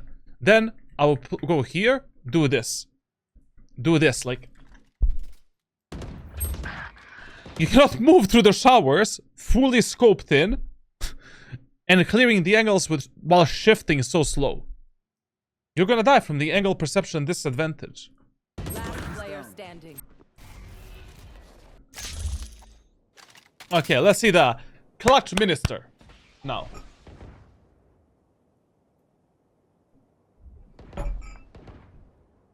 I love that we have a trademark for the back. Oh, by the way, listen. If your play is to go through the showers, like you want to split the ace through the showers and you're playing chamber, like always give your teammates a trademark in a short like this. So this trademark should push the enemies back from these angles here.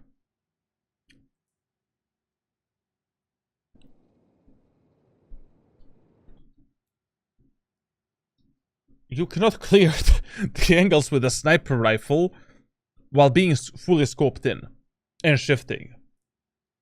It's way too slow. You're moving like a snail on the enemy screen. Especially if on that angle you're in the angle perception disadvantage.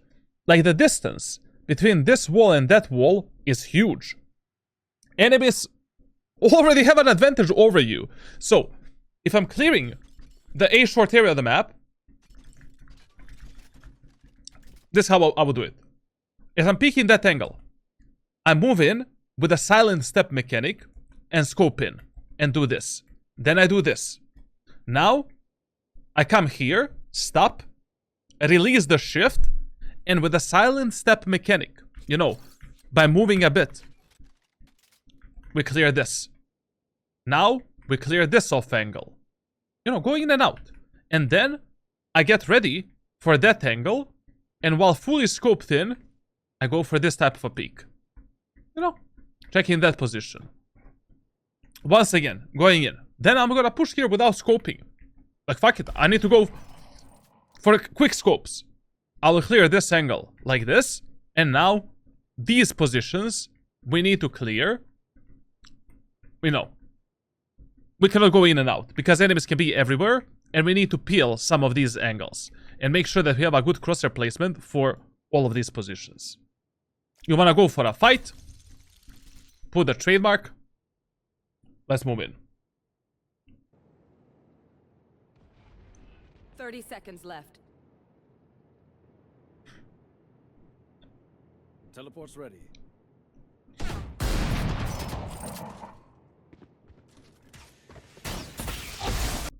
We ate that one, bro.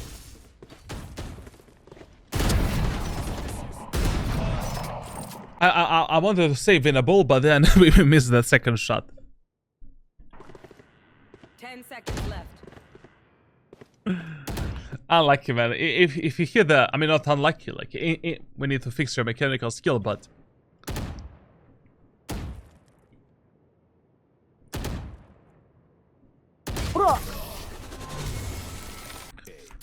Okay.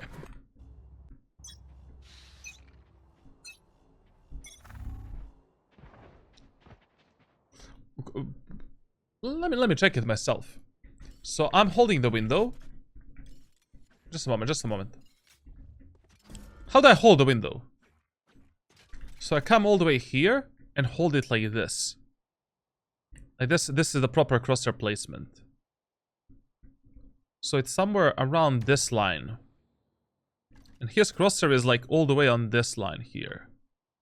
Just slightly higher. I mean, that's okay. I mean, it's a bit higher than it should be.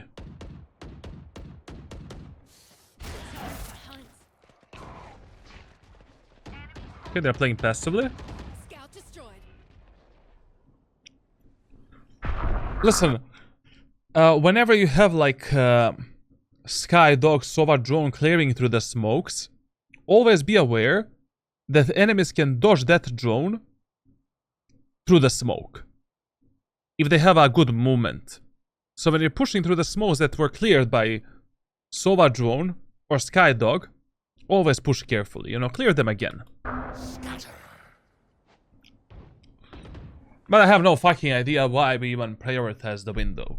Like, trust me, guys. Like, try one match of Valorant to go 5-man B long, 12 rounds in a row. Like, try to do that. Like, go 5-man B long from round 1 to round 12. You will find more success than doing this type of random shenanigans, like whatever the fuck you're doing.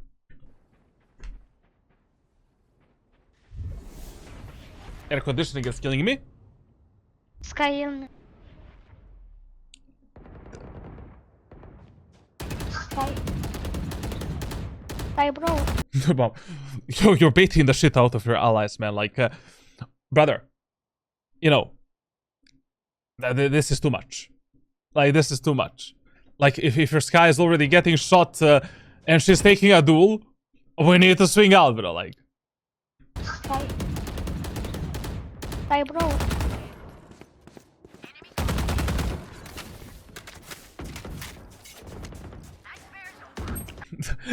but what the fuck is going on in this one, Lucifer, bro? Like, are we even using a brain? Like, what the fuck is going on, man? What is this one review, bro? So, your teammates are moving into the site. They're pushing forward. You know, your pawns are moving forward. And you decide to go back. And then, like, what? Like it's like playing chess. Like, you move together with your pieces. We have 4 pawns. And I don't know if you're a fucking horse king or whatever. Knight. But whatever you are, like, you need to push with them, man. Like, you need to refrag them. Trade them. Trade the numbers. Until they decide to make some kind of a move. Or if you don't give them some kind of a call out. But even if you give them the call out to do something, look at the minimap and see if your teammates are going to listen to it. How your teammates are moving, you move with them. Like, Valorant is always like playing the chess. We're trading the pieces to win the rounds. Like, right now, bro, like, I don't know if this trade is going to be good for us.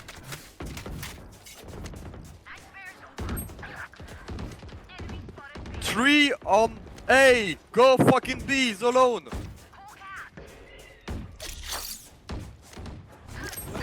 I don't know why you picked that trademark. Listen, don't reset this trademark this early on. Like, you can play with this trademark all the way in the garden as well. Once you pass the garden, that is when you want to... Hey, go fucking B alone. Pick up that trademark. Spike down. B. Oh. This is crazy what he did in this round, man.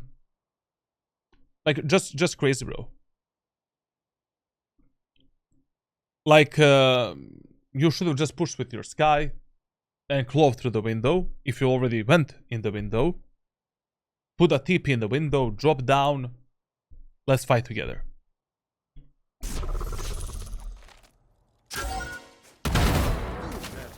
That was good. 30 seconds left. Now, you know, because enemies know about the jet, we need to make some kind of a move. I can guarantee you that at least one enemy is holding this jet, and we need to slowly move in and try to find one enemy.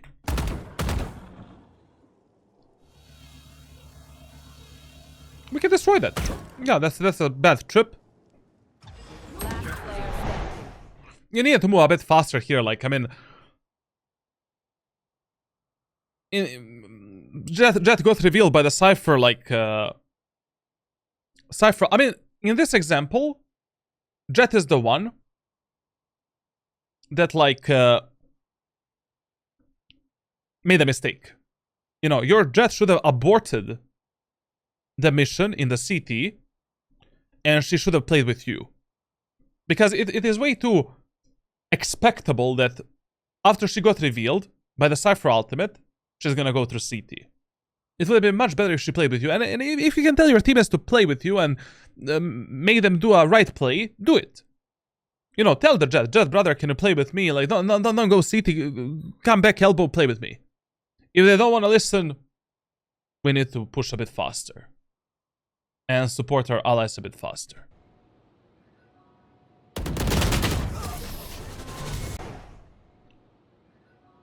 Also here, like, we should have expected one guy being in the window, like, anyways. I mean, there's no right play here. The right play here, after we were left, like, 1 versus 2, was to wait for the trademark and use the trademark as a tool to fight the enemies. You know, like, I probably would have used a trademark to clear some of the angles, like maybe in the window or right side, so enemies cannot peek me from the right. There. And then I move in like this, clear the smoke, clear the window, and then I path into the site and take the fight with the enemies.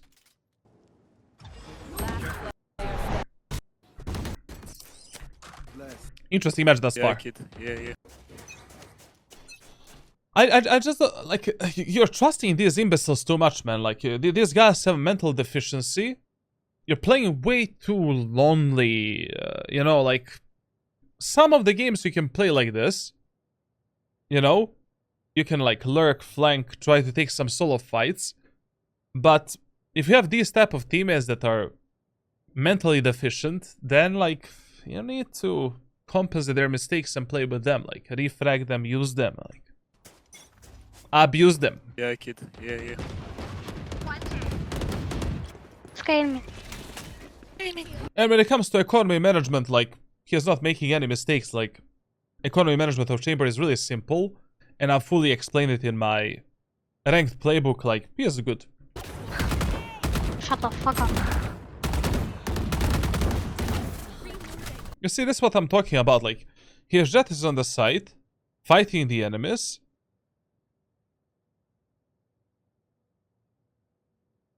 We should have, like, been there, like, you know?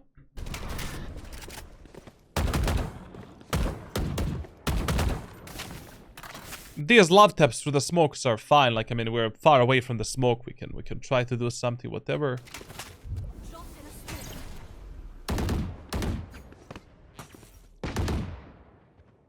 But tell me, like, who are you holding?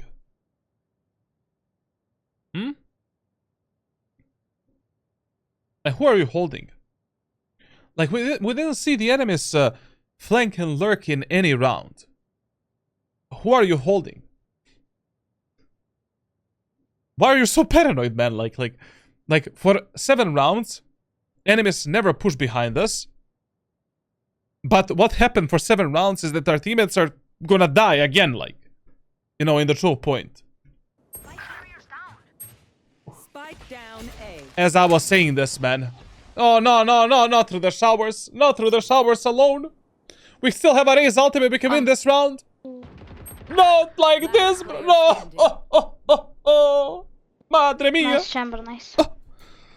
Actually, even though these guys are mentally deficient, they're fucking right, Lucifer, bro. I hate to say it, but they are right. I mean, it's not your fault they're dying. They're just stupid. But, yeah.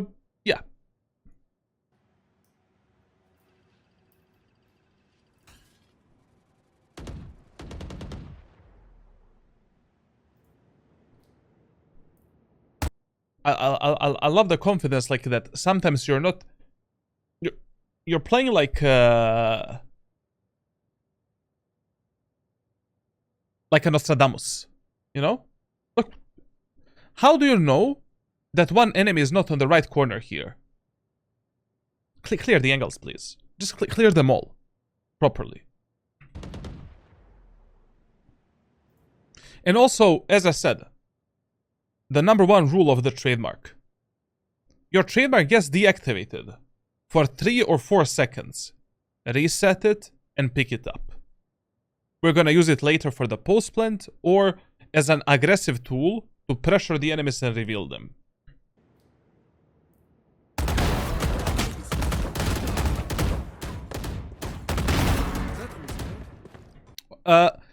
It was actually okay. It was actually okay that he didn't use a teleport to move in alone.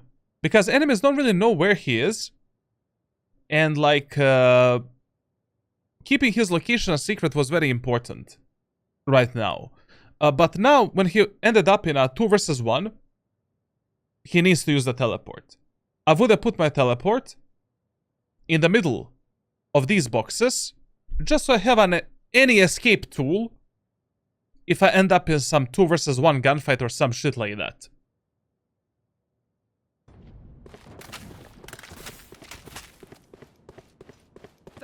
But one enemy can be anywhere. He should have approached this round a bit. You know, after he got those 2 kills, like, we know where is the... We know that one enemy is there, but we have no idea where's the second enemy. Like here, what he should have done is this. I'm gonna illustrate for you. So, I'm in this 2 versus 1. I'm not gonna path through the middle of the site, because that's gonna leave me overexposed from 1, 2, 3, 4 different positions. Instead of that, I'm gonna path like this, so I can clear these angles, get in the lamps, and then from the lamps, clear the lamps, clear the A short, and now, once I clear the short, I know that one guy is either tower or CT, and I can engage this enemy in short easier. And then, I can try to go for some quick plant.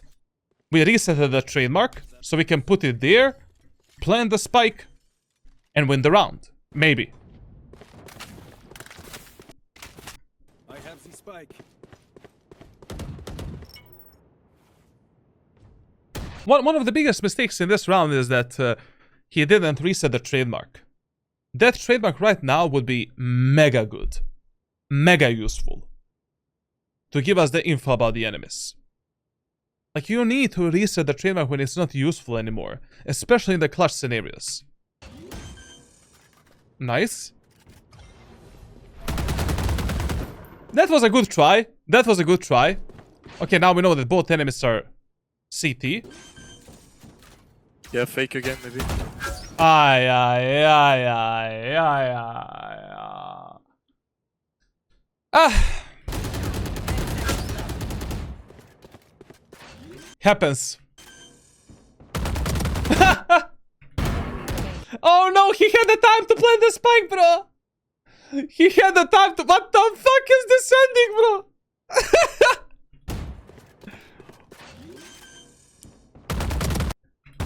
After he killed this guy, if he instantly started planting spike, he had the time.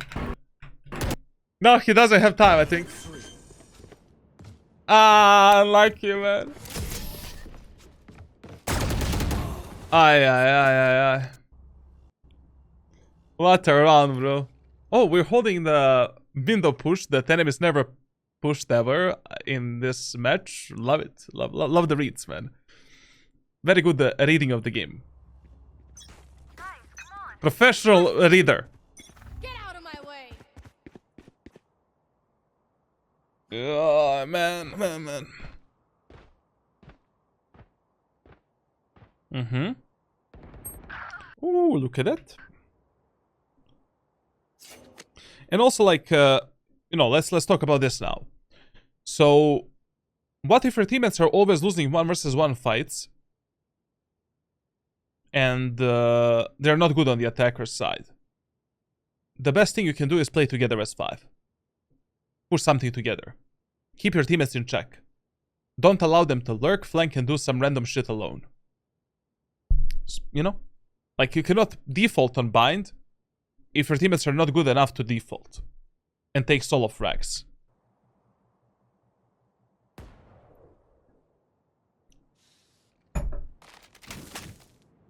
My brother's his wedding is gonna be in the hookah of bind. That's how much he likes it. How is this Ascendant? Oh, trust me. Like, when I coach Immortal players, I ask myself, like, how is this Immortal?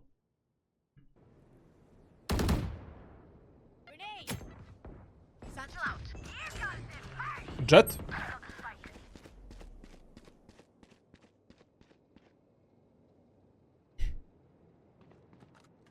G2 gonna drop you after this one.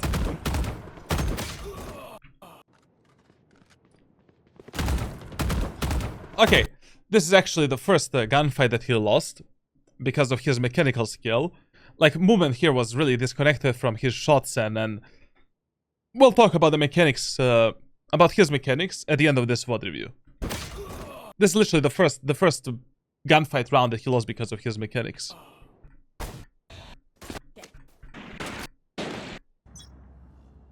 I mean, we lost it because we played default, but the first gunfight that he lost because he is shit. I mean, not shit, but just at that moment, shit.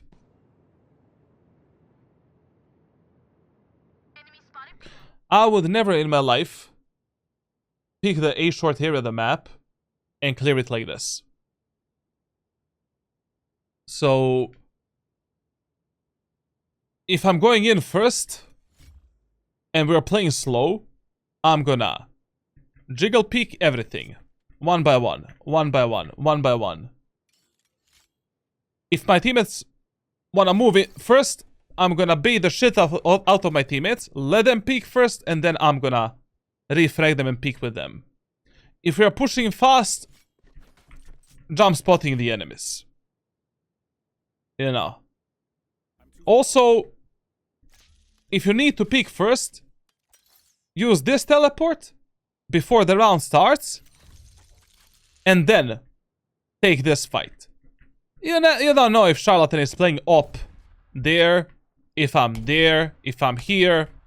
Like, this needs to be much more methodical. And if you're peeking first, use the teleporter.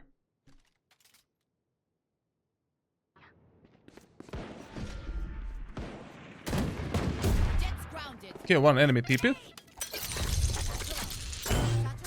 Is it me or the screen is flickering? Is the screen flickering, guys?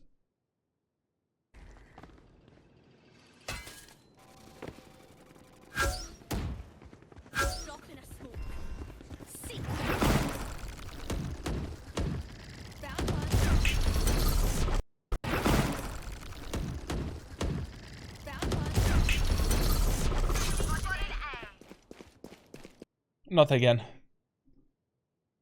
Not again, bro. No, out of all of the plays that we can do right now, we're gonna do the worst one. And also, listen, man. If you're pushing the A short area of the map, don't put your teleport. Don't put your teleport there, bro. Like, put your TP, like, you know, here. Put it here.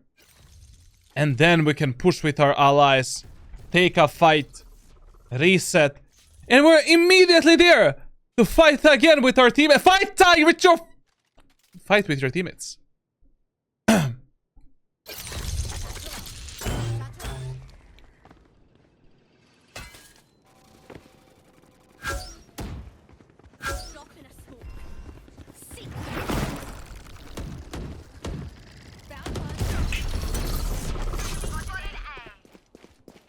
Shut the fuck up.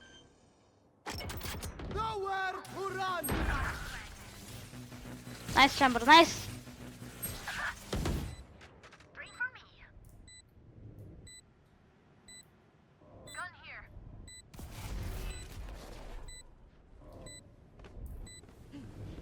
One enemy remaining. Teleport's ready.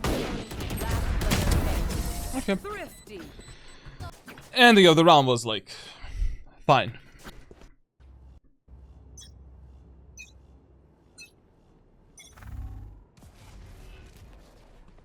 Listen, whenever you see a really fast smokes from the enemy team, expect that these smokes are smokes for some outplay, for some kind of a shit.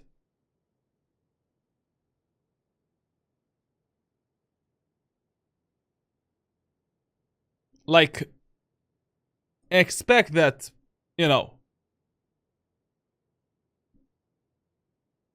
that like enemies are inside of the smokes around them and clear them really carefully. Like, go in with a teleporter, go sideways with your shoulder out, ask this guy to give you a flash drone or something, you know. We need some utility. Or spam them. Is it only me or this is very bright? What is bright?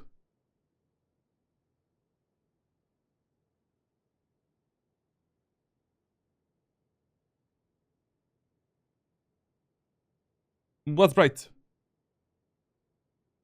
Just a second, like, I think somebody called me on the phone.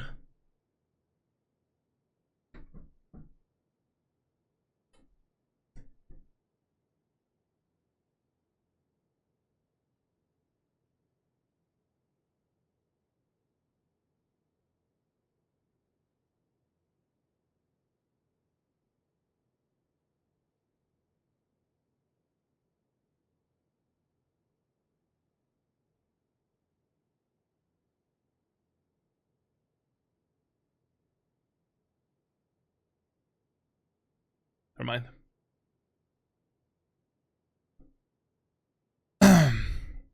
What is bright? I don't know. It looks normal to me. Maybe your monitor settings. Okay, now let's see this. We need to be very careful. You know, but by the way, listen.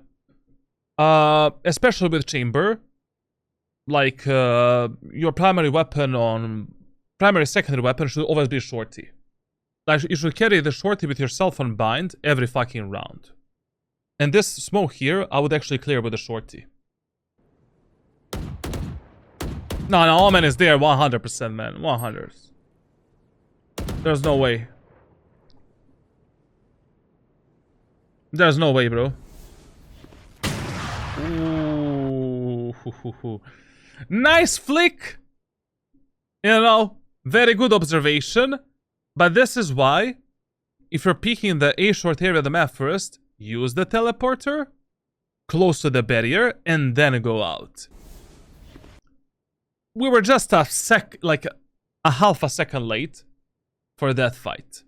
It was a, you know, you just need to be ready for that shit. Look at them, man. Jet is there, Omen is here. Like, what the fuck are they doing?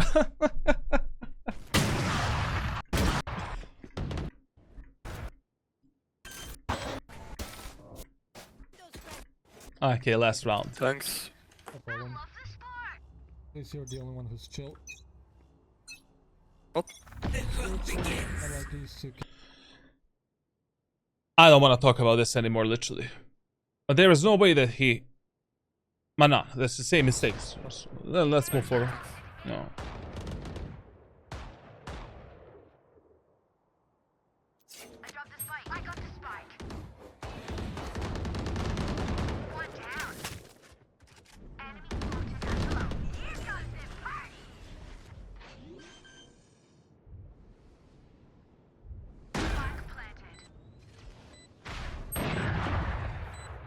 Nice. Good info, Glove. Thanks. Trying the lamps. One buff, one top, and one dead. Teleport exists. We need a teleport to take a fight now. You know, every single fight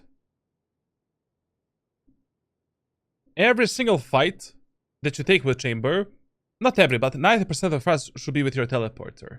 When you have a TP. Put a TP there, swing out, take a kill, teleport, reset. There. Especially when you get revealed by the enemies. You don't want to fight them without a TP. You know, right now, we know that the Sova, Cypher is tower, Sova is here. Come back a bit, you know? Put a TP there. Take a fight with a Cypher. Teleport. Enemies don't know exactly where you teleported. Take a kill, drop down. And then, you know, we play with the sky on a refresh potential. Last player. I don't know why would a Chamber player ever take a risk of taking a duel without a teleporter.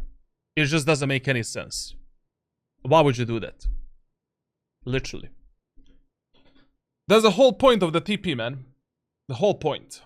To summarize it. Like, to summarize your attacker side.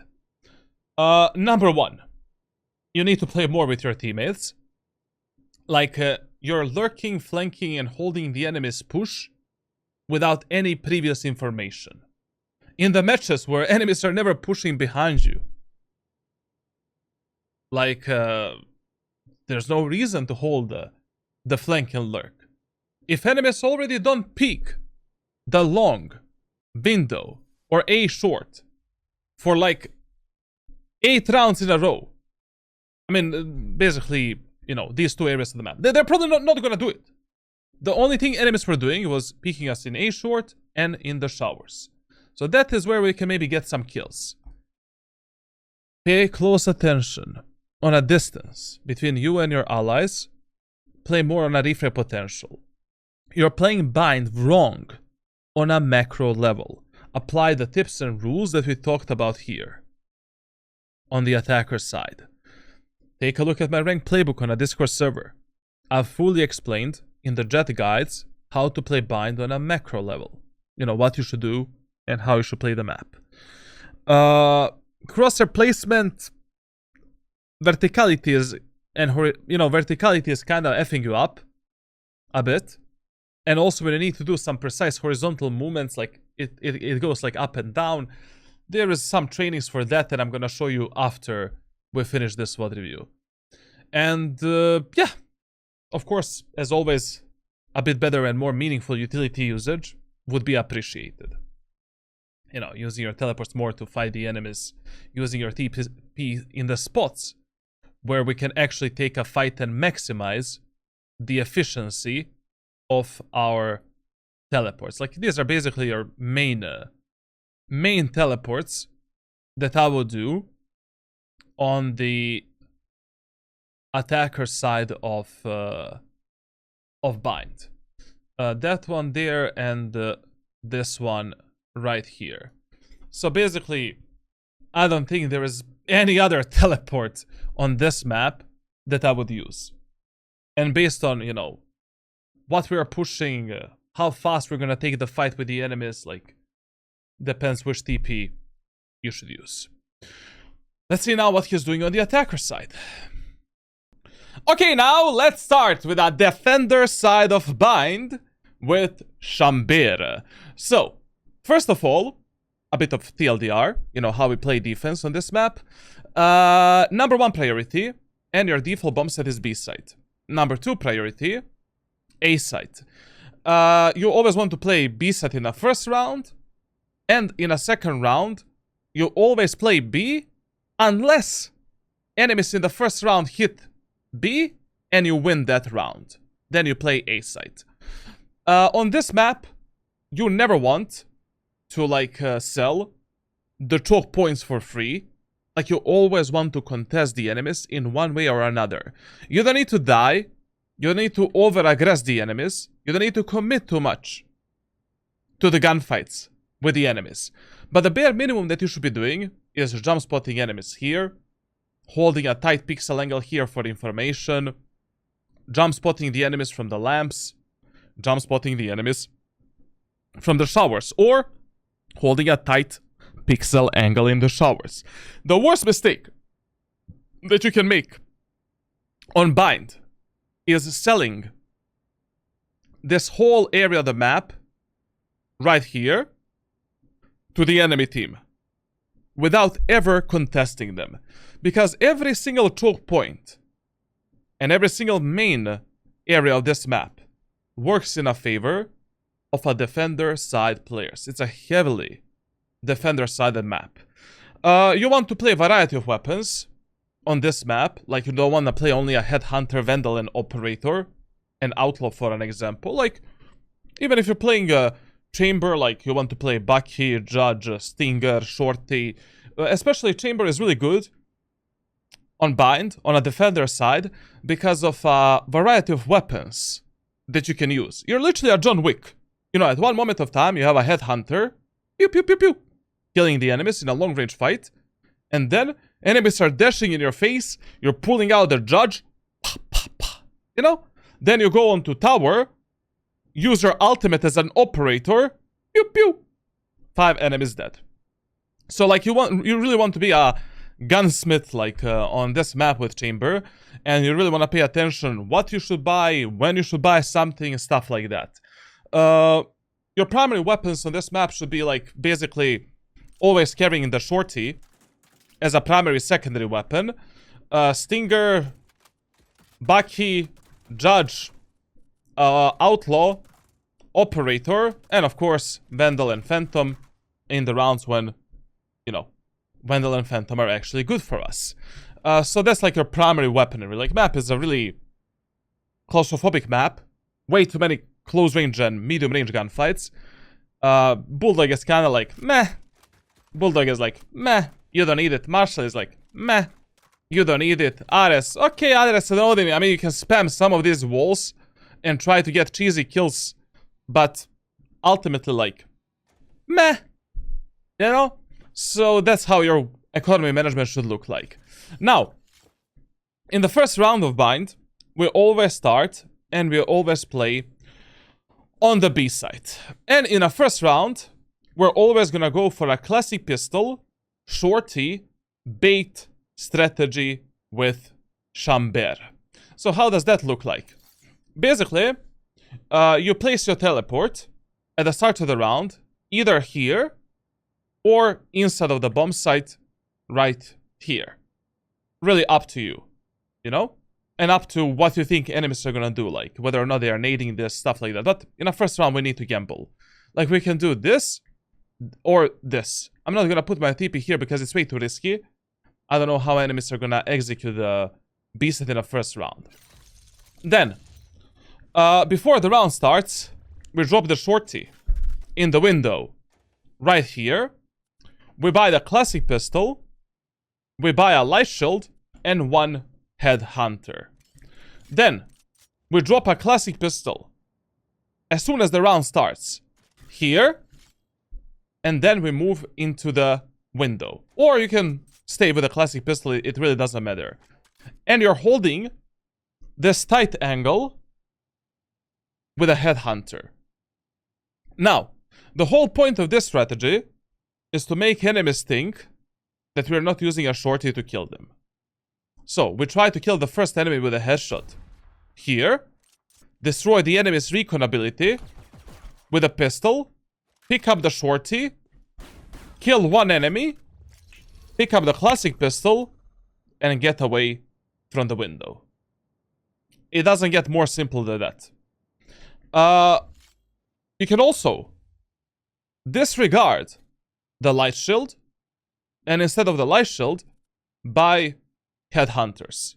You know, buy a Shorty, classic, and 5 headhunters. And then, you know, if you're really confident in your aim, we can go for some one-taps with a headhunter and kill the enemies. Especially when you're retaking A side from tower, you can just go pew pew pew pew, kill enemies and retake the site. Now, there's various different things and strategies that we can do in the first round. This is the easiest one to get the kills with the Shorty. I mean, Shorty is mega powerful weapon in a first round, and you can literally get like 1, 2, 3, 4 kills, like just with a short in the choke point. So make sure to abuse this strategy, learn how to play it, learn the timings, and if you're playing alone, never start your round by holding the window like this. Like, you need to bait the enemies to make them think that you have a headhunter or a classic pistol. And then you pull out the shorty, kill one guy, TP away. And then, you know, we go at the backside. From the backside we can try to kill the enemies with a headhunter, extend the range with the enemies, and that's it. Let's see what our friend is gonna do. Okay, he's playing a classic shorty on A site. I mean, if you're starting on A site for some reason, which is something that I would never do because B set of bind is hell of a time for the retake, I would do the same strategy. Literally the same strategy. Like, we play on A site. We can put a teleport right here or here. I kind of prefer putting a TP here because I'm hidden from the enemy's peek on the site. But if you think that enemies are not gonna overextend and push at the backside, then it's fine if you put a teleport like this. Then we pick up the classic shorty, drop the shorty there, stay with the classic. You can buy the light shield with 1 headhunter, or you can buy 5 headhunters. You start the round by jump spotting the enemies and baiting out their utility, and then from this angle we're trying to kill the initial enemies pushing in or destroying the enemy's drone, dog, recon dart, and then just camping in a lamps, killing one guy and teleporting away. And then if you have headhunters and a long range weapon, always go on a tower, and from tower try to contest the enemies and try to support your allies. Basically, the whole concept of this strategy is like you're showcasing the enemies that you have a classic pistol and that you have a long range weapon, and they will have more confidence to mindlessly push you in the lamps and window like a monkeys. But hey, we're there with a shorty, killing the enemies with a shorty.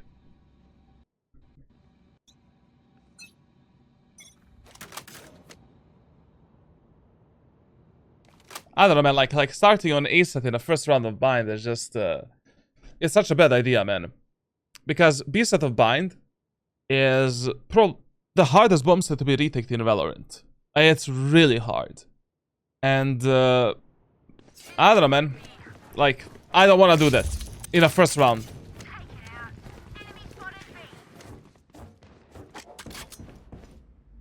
Listen, man, like, in a first round, you always want to rotate on the first contact between enemies and your teammates. Like, no matter what. We don't know how enemies are gonna play. We don't know how good are our allies, so we cannot trust them that much. Like, even though your team has got a kill here, we don't know how much enemies are gonna extend into the B site. Are they gonna commit, and what they're gonna do? Even if the enemy is playing the spike on A, it doesn't matter. It's okay. Right now we are 5 versus 4. We can play a 5v4 retake. No problem. We have all of the utility. Raise nade, boombot, sky flash, sky dog. Like, I mean, we didn't waste anything thus far. Except 1 clove smoke.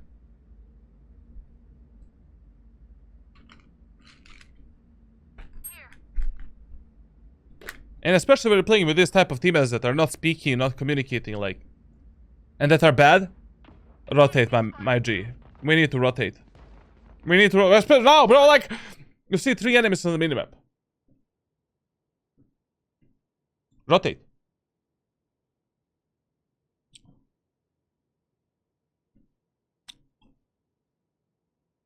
Like, what is going on? Listen, just from now on, remember one rule that you want to follow in Valorant.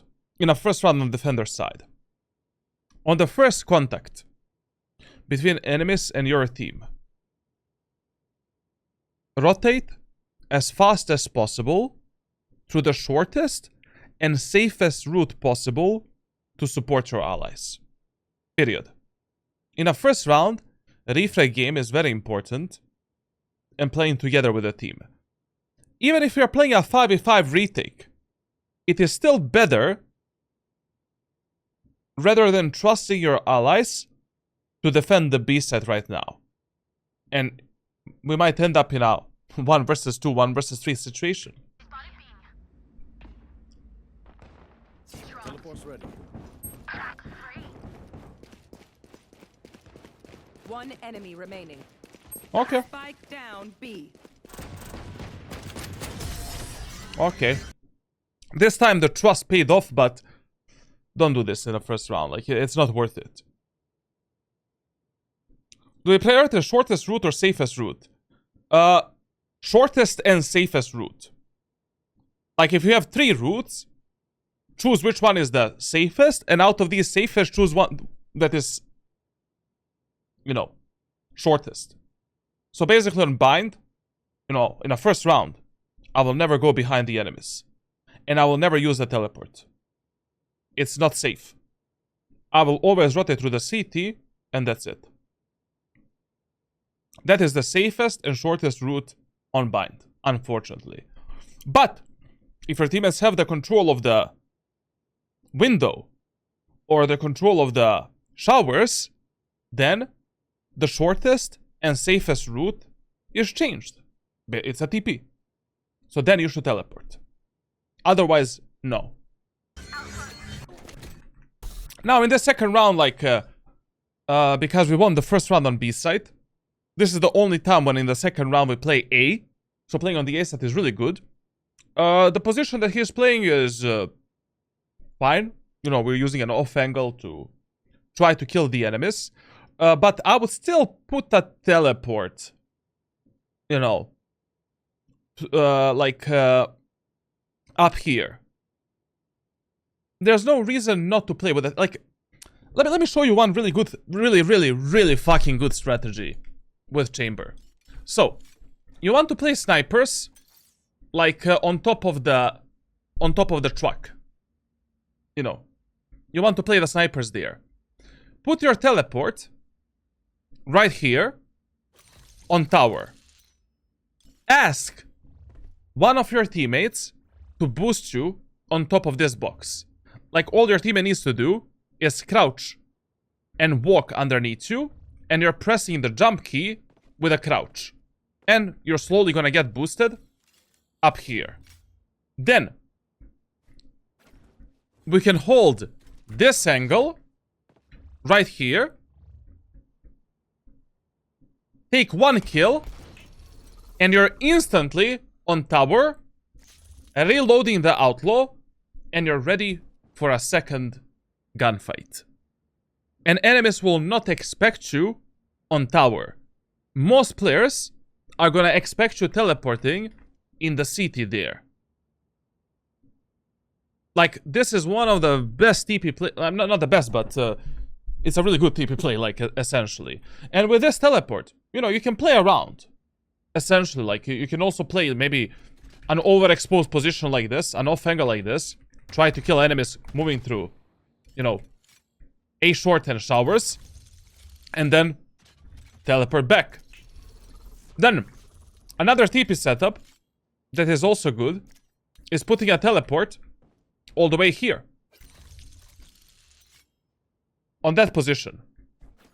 And then taking an aggressive fight with the enemies, teleporting, and playing this off angle here.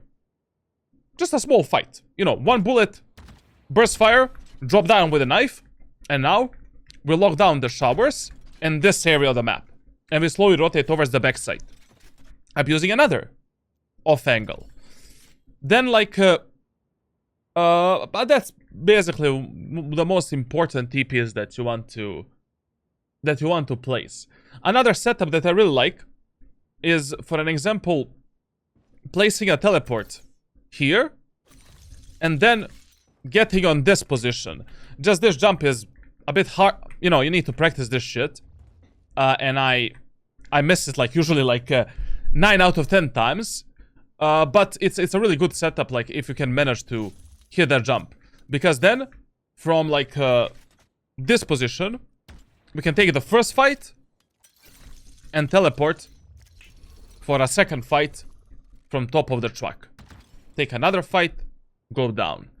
If you want to do this play, you need to practice this jump. It is possible. Like I just woke up, literally. Like I don't feel my feet, my arms, bro. I'm trying to do it one time. Full focus. Well, never mind. We're not gonna do this. Oh, there it is. It is possible, you know. Like, but you need to practice it. Like you need to strafe around the corner. Like just custom server 30 minutes. You'll get it. Like it doesn't matter that much. I mean, it matters. Like, but it's something that you should practice. Now, so what he's doing here is like, I mean, okay, you know, you can also play this position without wasting your teleport. You know, as long as you play these elevated positions on the bottom edge of that position, where you can just take one shot or a burst fire and then reposition, it's fine. It's a safe position to play. As long as you're not committing too much to the gunfights with enemies. And, you know, on this specific angle, the bottom edge of this spot is this white line down there. And then we play here, take a kill, pull the knife out, strafe backwards, and then we can maybe use a teleport to contest the enemies from the lamps, to contest the enemies from their smoke. You know, we can pick the enemies to the smoke, take a kill, and go back. Let's see what he's gonna do. Okay, solid crosshair placement, top to bottom. Listen, if you're playing in this spot and you don't have the showers control, always remember that you are exposed from the showers. And someone needs to hold that for you. Like, for example, when I'm playing chamber on the A side, and I play on this position, I never place my trademark for this spot. Like, you should always place your trademark like this. Then enemies need to destroy the trademark in order to get this angle where they can actually kill you and see you. Like, and always remember, the purpose of the trademark is not to hit the enemies. The purpose of the trademark is to reveal the enemies, to give us the info that enemies are there. If enemy is destroyed, even when they're here, trademark completed the purpose. And also, another thing that you want to do with the trademarks is like to make them uncrossable, essentially, with utility, you know, with the smokes and shit like that. In some positions we cannot do that, while in other positions we have some really perfect, like, you know, setups. Now, when it comes to like trademark setups on a set of bind, this one here we use when we play on top of the truck, and when we play these elevated positions. You know, you want to play these off angles to kill the enemies on A short and try to surprise them from a really unnatural positions. Like, for example, even if the Omen smokes you here, you still see the enemies above that smoke on this spot. Easy kills. When you're playing this position as well, you know, we have a setup where you can put a teleport in this corner or on the tower, for an example. Like, and then you can once again ask one of your teammates to boost you, and you play this off angle. You put that trademark, wait for the enemies to move in, bop bop, kill the enemies, teleport, get away, and that's it. Now, this trademark here, you should just use like when, basically, you know, we're not holding any of these positions where enemies can fuck us up from the showers, and you just want to cover the lurk and push through the showers, and that's it. This is like a default passive trademark. On A short, to be honest, we only have one thing, and that is the trademark right here. This allows the enemies to get deep into this corner And it scouts for the enemies that are pushing the A short area of the map.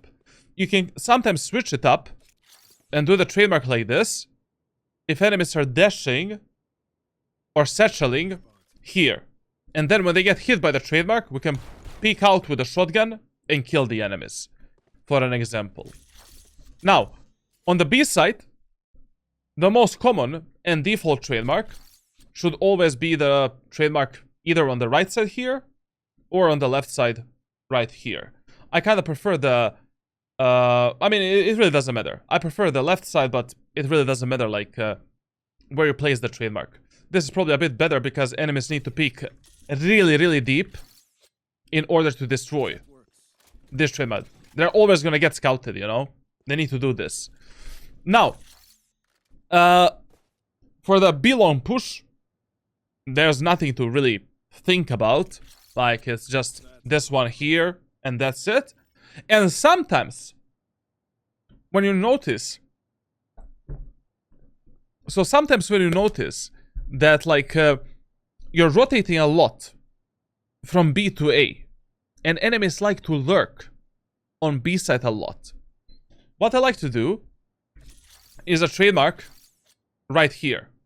A trademark that basically denies the enemies lurk from both window and B-long area of the map. Yes, enemies can easily destroy it, but it is ultimately the best shit that we can do to cover both of these choke points. Everything else is just improvisation. Like, these are the set in stone setups that we should use.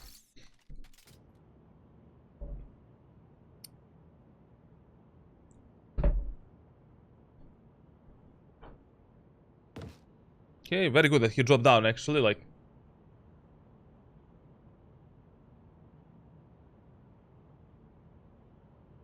Now, this angle here, like, you know... You should always strive, and you always want in Valorant, to learn how to hold the angles as tight as your reaction time allows you. And also, when you're holding this angle here, it is really important that you learn to hold it like this. Like, you don't want to give this part to the enemies at all. Like, you want to angle this box with this wall and just hold this headshot position like this. And with the outlaw, against the enemies that don't have the heavy shields, of course, you're always aiming for the body shot. Not for the headshot. Easy kill. One enemy.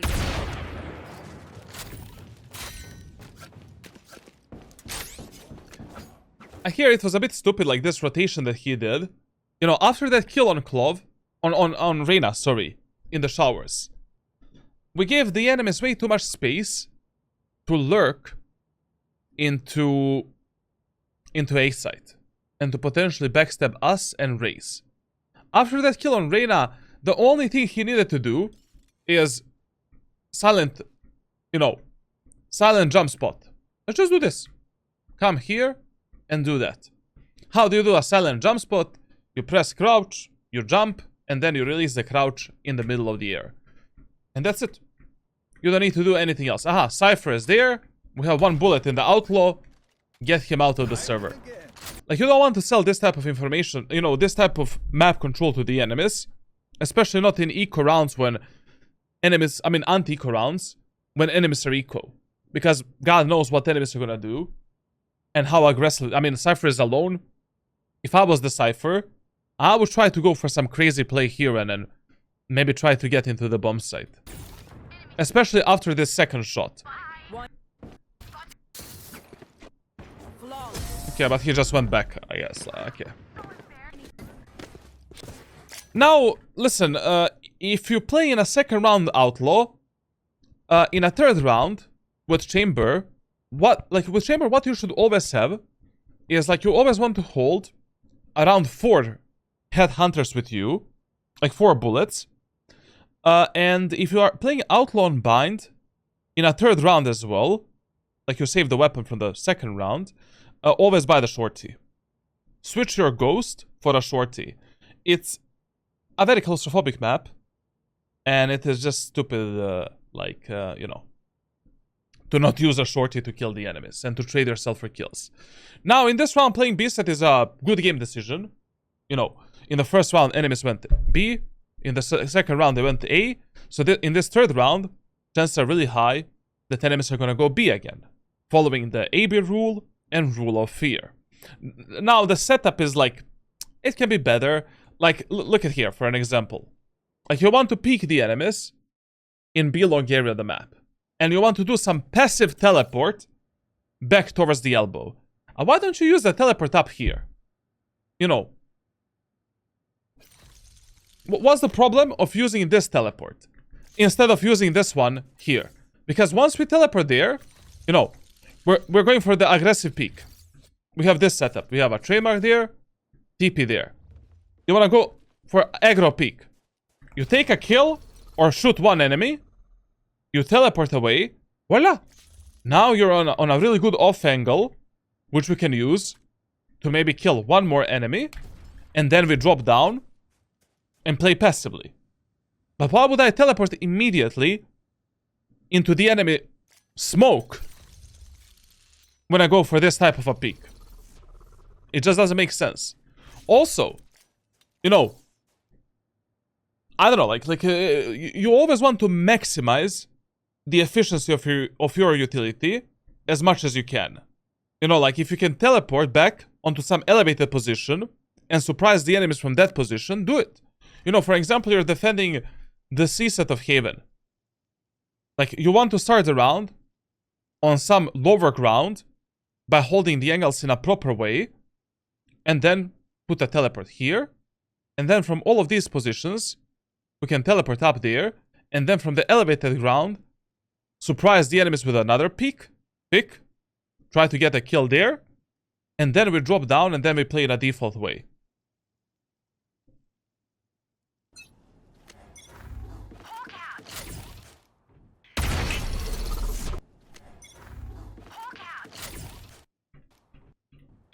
Okay.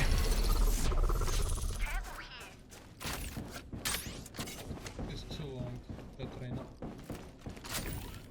You see here, like, he lost an opportunity to kill the enemies again. Like, why wouldn't you play that off angle up there? It doesn't make any sense. You know, it's an elevated position with a drop down towards the safety. Like, go for one more shot and do this. You will die 1 out of 10 times, maximum. And you have a chance to get a kill 4 out of 10 times, 5 out of 10 times. It's just stupid. And what is really stupid is, like, on bind, you really want with snipers to have the, you know, shorty. And especially when you're playing a chamber. Like, 4 headhunters, outlaw, Lyshel, and shorty goes hard, man. Like, you are, enemies don't know which gun you're gonna pull out. Literally. Oh, listen, like, if you hear the jet updrift in B long, but you don't hear a dash ability, always pre-aim for this position up here. Like, I mean, that's just a situational awareness that you want to master in Valorant. Like, if you already hear the jet updrift and you're here, pre-aim that spot, kill the jet first, and then deal with the enemies on the lower ground. You're gonna win this round. Remaining.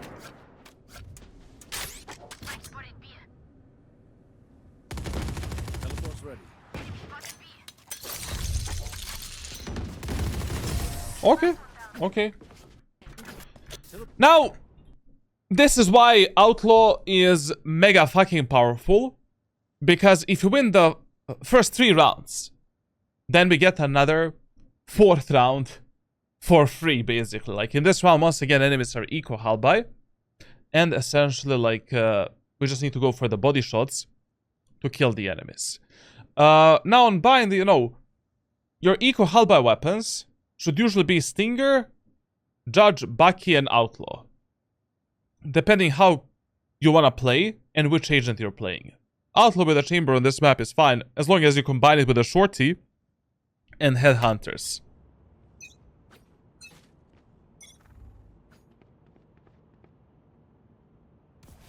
Uh-huh. Ooh.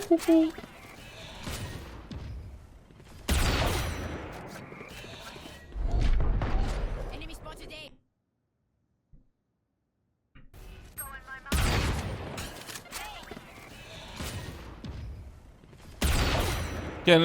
Can someone explain to me like what has this Omen smoke like have?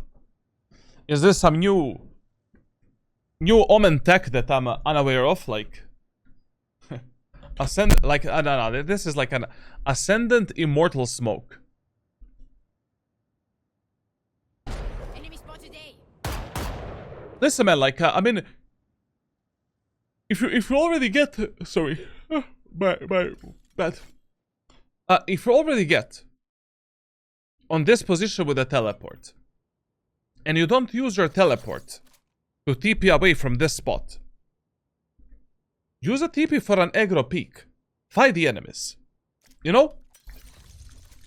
Do the smoke there. And with the outlaw, try to get a kill. And then, after that fight, let's go onto the tower. And from tower, let's contest the enemies again. Like, you're kind of losing the opportunities to aggressively engage the enemies and to get one or two more potential picks before the enemies actually start, you know, pushing into the bomb site. Like, with Chamber, like, you really want to go for a bit more aggressive plays from, in general, and try to get the kills before your teammates start dying. And try to use that teleport for an aggro play to potentially get a kill before the enemies start moving in. I'm not asking from you to go for some stupid gunfights, 50-50 gunfights, and to take every fucking fight in the game. But you know, like, if you play on this position, we go down, we take the first fight. Why don't we take a second fight, maybe from here, or maybe from the lamps? Just one bullet. One bullet or burst fire. And then reset the teleport, go onto tower, and from tower, we take the third kill as well, or the third shot.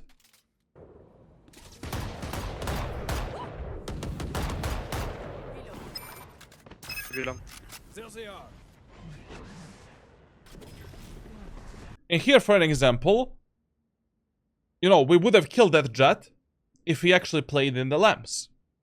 Who knows? Maybe, you know, in this round, we maybe would have killed like 2 enemies until now. Like maybe 2 enemies would have been dead, and now we're like 5 versus 2. I know that enemies are equal half by like, we're gonna win this round as long as we play the proper refrag game. But when you can get these easy kills, especially with the outlaw, is just, why not, you know, like, build up your ultimate, farm the ultimate points, like, it's whatever.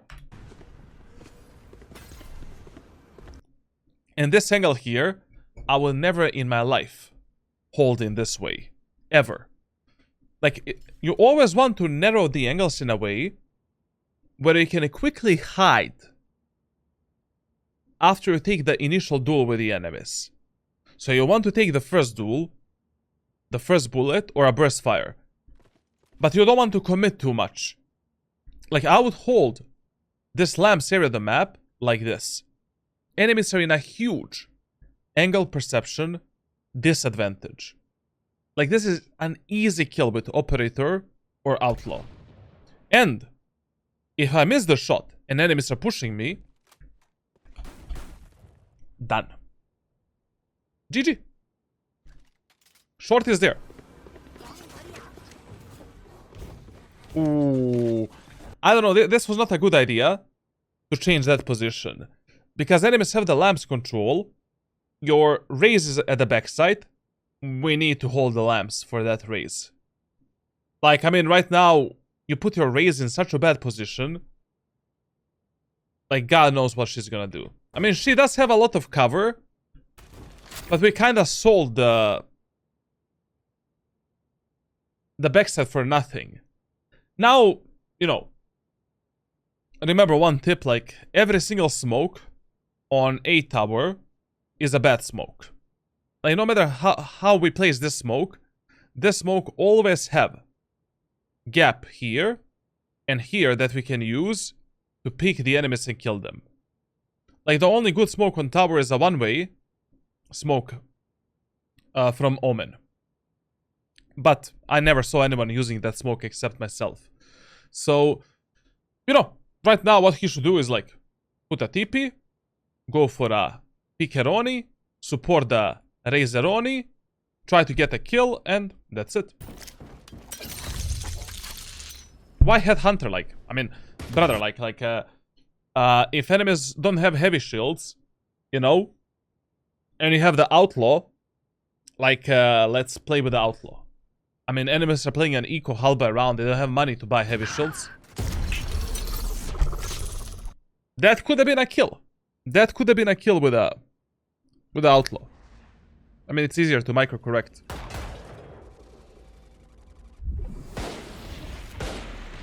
And the map, like, what the fuck did you do this whole round, man? Like, your jet pushed through the showers, man. Look at your jet, bro. Your jet is there. Like, you had to support this race a bit more aggressively. Like, if your teammate is in a fucked up position like that, you need to do something. And I don't know, you should feel confident playing this round. Like, you have the Outlaw, enemies don't have the heavy shields, like... This should be an easy round for you. To take 5 kills. Go for a peek. Fuck it, like. Especially here when the smoke disappeared. Like, what are we holding? Like, what I would be doing here, if I had no balls, you know, no confidence to peek through this smoke. At least I would play here, wait for the smoke to disappear, and then peek this angle, and peek the enemies on site and short. And try to get 2 kills with Outlaw.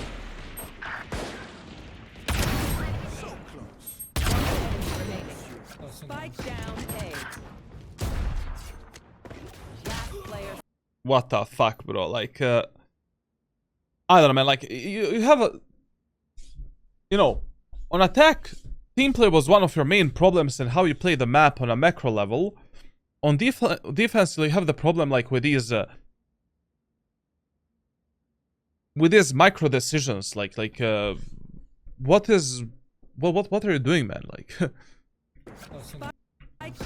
you know, here on the minimap, you see that your Sky is fighting the Jet. Fuck reloading the Outlaw, man. You have 3 Headhunters. Man, go. Support that Sky as soon as possible. Like, you wasted 2 seconds to support that Sky. And then, enemy Jet is stuck in the CT. Just play on tower. Wait for your Jet to come. Play together with your Jet on a reframe potential, and that's it. This Jet has nowhere to go. Where's she gonna go? If she's going tower, drop down, play with your Jet from the side, guard the spike. If she wanna peek here, wait for the Jet, for your Jet to come, and then peek this enemy Jet together. Last player standing. No, we didn't lose this round. Like, this round can decide the outcome of the whole match. Like, literally, like, the rounds where you want to have the highest level of discipline, and where you want to have the highest levels of economy management, team play, everything, are the anti-eco, eco, and bonus rounds. Like, those, like, full buy rounds actually don't matter that much in Valorant. Like, yes, those are the rounds that you play the most, but those are not the rounds that kinda impact the mentality and economy that much. Like, when you lose an anti-eco round like this, like, your team's mentality is instantly falling down. Your economy instantly tanking as well. And of course, like, these are the 3 rounds that we need to win. Like, these are the 60% of the rounds that you can always control and that you can do something better. Like where you don't, you know, like in this specific round, like we just sold too much map control to the enemy team while we had the outlaw and enemies have a half buy. Like outlaw, shorty, 4 headhunters, like, you know, peek from top of the truck, try to get a kill there, then drop down, put a teleport right here, go for an aggressive play, or hold an off angle here, then go back, play with the shorty in the lamps, kill one guy with a shorty, TP to this teleport, reset the teleport, go onto tower. Like, I would have fought 2 or 3 more fights, safe fights, that you didn't fight. I mean, as long as we have a teleport there, and we're playing some off angles, tight angles, and elevated positions with a drop down, those are the safe fights in Valorant. I don't know, this was just... And also, I mean, like, you always need to play as aggressive as your teammates are playing. I mean, like, if your Raze is already at the backside, fighting for her dear life, you know, you have to lock down the lamps area of the map. You know, if your Raze is here, Jet clear the showers and she's going behind the enemies. Like, you cannot do this. You need to lock down the lamps, wait for the Jet to complete the lurk and flank, and then we pinch the enemies together with the Jet. So many bad game decisions. Put that trademark a bit deeper. It's harder to destroy it. Like if you're already playing on the B side, you know, just put the trademark somewhere here, essentially, like this. And when you're playing it like in the, you know, in the window passively with chamber, like you have like 2-3 TP spots that you want to use, like actually 4. Like number 1 is basically this and this. If you want to go all the way at the backside and just you know, you think you won't have time and to TP here, like enemies are gonna go through long, kill you, like, and this guy's not gonna peek together as these guys are going out. Then this teleport is okay when enemies have a synchronized peaks. Like basically the first contact that you get is a contact in the B short.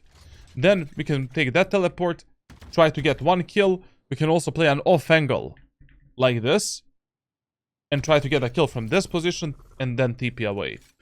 What you can also do is like hold a tight angle here, try to get a kill on that angle, and then, you know, play an off angle like this and try to kill the enemies, and that's it. Now, if you want to pick enemies aggressively through B short, then usually the best idea is to just put the teleport there so that you're safe, you know? And then you can go for an aggro peek, jiggle peek this, swing here, try to get a kill, TP away. Then we can hold this tight angle, try to get 1 more kill, this off angle, try to get 1 more kill, and then slowly backing off towards the bomb site and playing on the site. If you want to go for a really deep, you know, flank, lurk, and peek, then you should always do the teleport right here. And then with this teleport, we can swing the window, clear the window, and go all the way towards the long, and we still have the teleport that support us and with which we can wrap the enemies up. Now if you notice that enemies are only pushing through B long, and you want to wrap the enemies at the B long 100%, so you don't want to do this, you know, you don't want to go B short. You think in the next round 5 enemies are gonna go into the B long. Then put your teleport all the way here. And with this teleport, we can still wrap the B short, have a TP for this push, while in the same time, we have a teleport to fight the enemies all the way here. And we can reset at any moment of time and teleport back into the window. And to be honest, like, you know, if you're holding the window aggressively with your teammates, or you are playing the window, your trademark should always be for the B long. Like your trademark should always be here. If you are contesting the enemies in B long, trademark should always be inside of the window. And of course, like, you know, now with a extended teleport, one really solid play that Chamber can do, like we can do fake teleports and we can do like aggressive teleports from A to B. You know, you can put your teleport here. You can go into the teleporter, open the TP, try to fight the enemies with your allies. If enemies are not here, you can always TP back and reset yourself and essentially play with your allies on A side.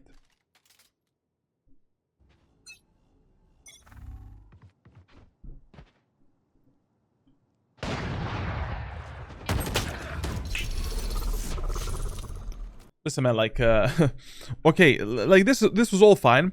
You know, when it comes to mechanical mistakes, we already talked about some of them on the attacker side. Your vertical aim can be a bit better. Like, also your crosshair is a bit more wobbly. Like, when you need to clear the same horizontal position with a proper crosshair placement, your crosshair kind of goes like this. You know? Your reaction time needs working a bit. Like, I'm gonna share with you some of my private coaching videos that focus primarily on the reaction time. Like, how to get a better reaction time even without aim training. You're gonna see what I'm talking about. And also, like, I'm gonna share with you one more video that explains how to react on these tight angles in Valorant a bit better. Like here also, but we're gonna disregard your mechanical skill. Once again, if you have a teammate that is playing with you in a window, you need to contest the enemies a bit more. Like, you cannot sell this clove for nothing. Like, enemies have the Sova, enemies have the Cypher camera, like, that claw is fucked. If she doesn't use a smoke to cover herself up, she is dead. And considering how bad your teammates are, and how toxic they were, like, I wouldn't trust these guys with anything. You needed to commit here a bit longer, you know, like, try to destroy that Sova dart, Sova drone, and then go back on some other position. At the end of the day, why would you even go back from the window here? You know, we have a safe teleport for the bomb site. Like, why would I waste my teleport to reposition into the site when I can use the teleport to fight the enemies in this crossfire with my cloth? I mean, we don't need to commit too much. You know, we just destroy the drone, try to kill the jet or someone, and then go back. That would be a perfect bait for your clove with potential kill in the pocket. And it's kind of stupid, you know, like, if you already have a teleport here, and enemies are not pushing from the B long into the site, you know, they're not crossing the choke point, like, abuse, you know, some of these off angles to try to get a kill, like, support your teammates a bit more aggro, like, fuck it. You don't need to commit too much to the fight, like, just one bullet, one burst fire, and then get away. This is a waste of a teleport. I mean, waste of an opportunity to get a kill.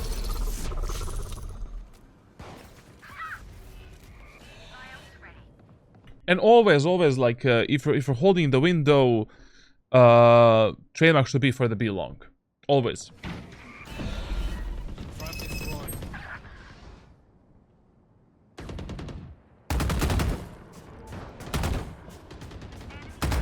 And I need to give you one more tip for bind.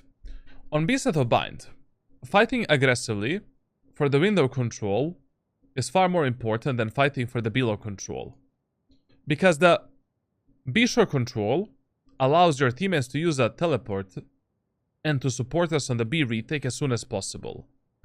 Like, if you notice that the enemies are splitting the B site with some 3-2 split, you know, through the long and window, deal with the enemies in short. You know, fuck the enemies on site. Like, to be honest, this whole round, I would have played with my clove and just killed the enemies on short and then retake the B site through the window and CT with my allies. Like, it's totally fine to do that. Like, as long as our teammates that are teleporting from A can survive, and we kill the enemies in B short, and we preserve the numbers advantage and or the equal numbers, it's a win-win, to be honest. Like here, I don't know, we sold too much map control to the enemies also, like, once again, you know, we should have killed this Reyna and peeked this Reyna a bit, like, I don't know. So Reyna is pushing into the site. And that was an easy kill, bro, like, to be honest. And now, Clove is fighting the enemies from the site. And from the B short as well.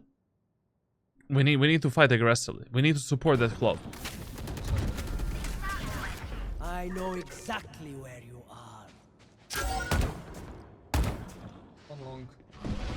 Okay. Now we're like, you know, 3 versus 2. The whole point in a 3 versus 2 scenario is to play together with your teammates and play on a proper refrag potential. Like here, for an example, we follow either Clove or we follow either Sky. But the worst thing we can do is play 1 versus 1 gunfights everywhere. Planting A. Spike planted. You should have played with your Clove. Now we are fucked. You're playing a 1 versus 2 fight. Clove is playing 1 versus 2 fight. Sky is playing 1 versus 2 fight.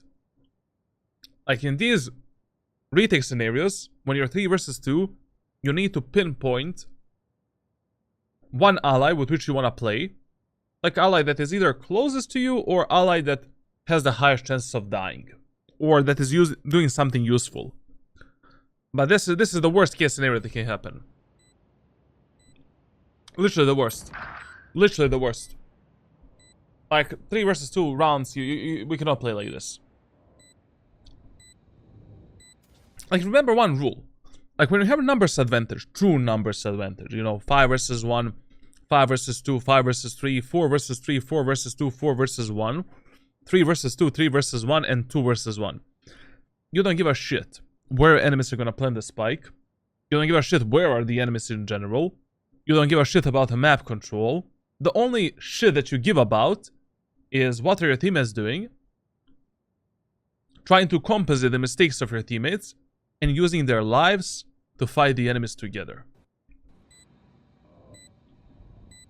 And here, like, you know, it's kind of pointless keeping your location a secret because, I mean, you know, enemies are gonna expect that one of us might be going from the CT. Like, I would use a teleport here because there's too many angles to clear. And usually, when you have a long range weapon, you want to move from the tower. Like, always go from the tower. And from the tower, like, you know, use the teleport, clear all of these angles, off angles, like, try to get as much space as possible. We have a teleport that is really, really big. You know, we can use it to clear a lot of these angles, as you can see. And that's it. But another thing that we can do is you can also do this. Do this teleport, clear the bench, clear this, that angle, this angle. And now we can go all the way into the lamps, clear the lamps, and take the full map control here. Or just the information for the first duel.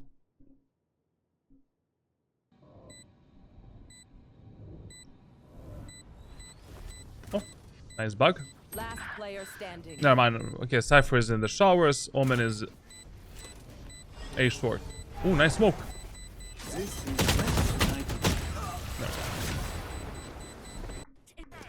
Sky is flanking from another. Nah, Sky flank was insane, bro. Insane. This guy's collecting mushrooms. Nah, but that was insane. I saw it on the map. Like, that was really fucked up. Now, listen, guys, like, when you're playing this type of off angles in Valorant, you know, remember that every single off angle you can usually abuse in 2, 3, 4, 5 different ways. You know, like, For example, if you're already playing truck on bind A site, and the first time you hold it like this, change how you play here. You know, the second time, what you can do, you can go all the way here, hide. When the enemies are pushing the site, we kill them here, or we peek them, try to get a kill, and then drop down. Then, what you can do with snipers, you can hold this angle right here for the bench peek and jump spot, get a kill there. And then, if you have a teleport, we can go with a TP, jump, and a kill there. Also, I mean, those are the main 4 ways how we can hold the truck. I mean, the A short area of the map from the truck. And you should be a bit more interesting, you know, if you're holding this angle in the same way 24/7, like at some point enemies are gonna start countering you and fucking you up, essentially. And in this round, I would have definitely put my teleport, if I decide to play A site, I would have put definitely the teleport for the tower and play with the TP on top of the truck. Why? Because enemy Omen has an ultimate, and usually in this Ascendant Immortal Elo, Omens go for, you know, this play, or this play, and I want to counter that Omen in the same time. But in this round, I would have played the B site because it's my default site.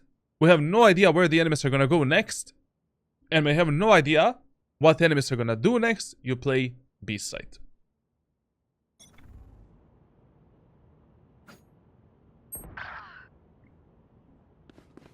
Well, this is rotation, man. Like, do you hear? You rotate, you run. Forest, run, bro. Usain Bolt.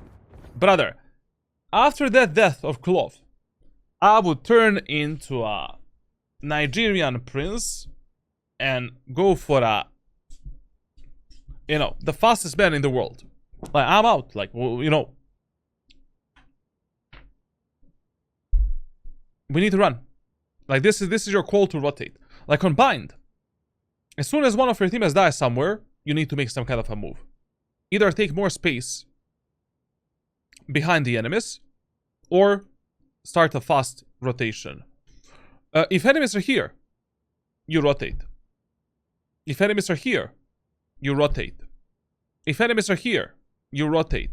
If enemies are here, you rotate. Like, it's not worth it. Like, here he's gambling that enemies are gonna come back A, but we don't have that information. Sky is alone on the site. Enemies smoke the B side. We don't have the communication as well. Like, I mean, our teammates are not speaking with us. This round is all over. Mr. Joestar. Mr. Joestar.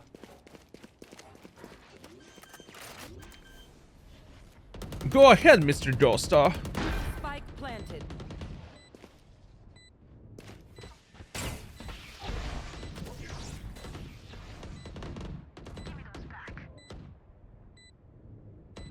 Listen, whenever enemy cipher, like, drops a cage in front of you, and you have the operator, don't hold that cage with a double X scope.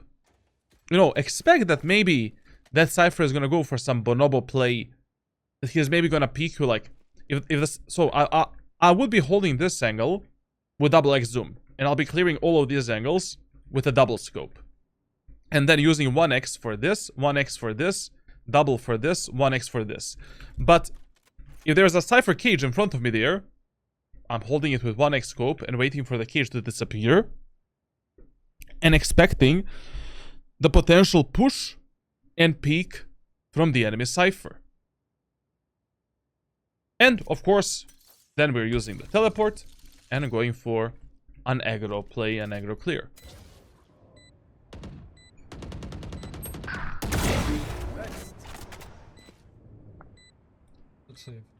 Oh, what are we holding, man? Like, why are you pussy, bro? Why are you gay? Why are you gay, bro? Like, your ace is going out, man. It's 7-10. Even if you die in this round, you still have the ultimate in the next round. It's okay. Like, we need to try to win this round. Like, the match is already, you know, falling apart, we don't have that many rounds to work with. Like, you're holding in the same angle that your raise is pushing right now. Like, you need to have, you know, you need to develop a bit faster game decisions. Like, but there's nothing too much to think about here. We have really low time to defuse the spike. We're 2 versus 3. We're losing the match 7-10. And we have the ultimate in the next round, no matter what we do in this round. We fight. We go, like, here instantly. TP there. We're trying to scout the enemies with a teleport and to potentially get 1 kill. Then we TP away with that information, reset the teleport, and go again, like, essentially. I mean, I don't know why you're so afraid to contest the enemies. With a chamber, you have a, I mean, the teleport ability is not the most reliable, because you cannot, you know, sometimes you're gonna die in the middle of the teleporter, and that happens, like, of course. But I doubt, you know, recently I'm playing on my second alternative account, in these, like, high immortal, low immortal lobbies, and they don't have that good of a reaction time of a Radiant player. You know, in Radiant, you're gonna die like 5 out of 10 times in the middle of the teleporter. But in this Elo, I don't know. I think I died only once in 10 games by TPing away. As long as you don't commit too much to the fight. You know, 1 bullet, 1 burst fire, and you reset yourself. Let's move. Please, come back. Mr. Lucifer. Oh no, this race is fucked, man. And we are also fucked. Like, enemies can be anywhere, and we're losing time. And one thing that I just don't understand, man. In both of the retakes that we played, in this round and the last round, why don't you use a teleport to take the first duel with the enemies? Like, a teleport is more than just an ability to reposition. It's a tool to get the initial duel, initial damage onto the enemies. Tool to get information for your crosshair placement and your team as well. Like, you're not using it at all. On both attackers and defender side, your TP usage can be like 10 times better. And 10 times more efficient as well. Like, imagine here, like, okay, we peek the enemies, we miss this shot, we teleport away, now the Raze can get a kill onto the Reyna, and now you would be alive, and we know that one enemy is in the middle of the bomb site, and we are 2 versus 2. We kill that enemy in the middle of the bomb site, we're 2 versus 1. Standing. But now we are 0 versus 2. Yeah. Okay. Once again in this round, like, if I'm playing on top of the truck, I'm just gonna repeat myself. Trademark should go aggressively towards the showers, like this, covering this angle from which enemies can kill us on top of the truck. We play on top of the truck, and I will put the teleport for the tower position, because enemies have the Omen ultimate, and I don't know where the hell the Omen is gonna ult.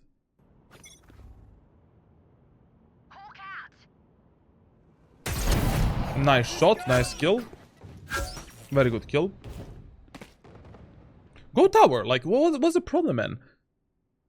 Wait, I don't know, you're wasting a lot of the time, like, repositioning, like, let's fight, man.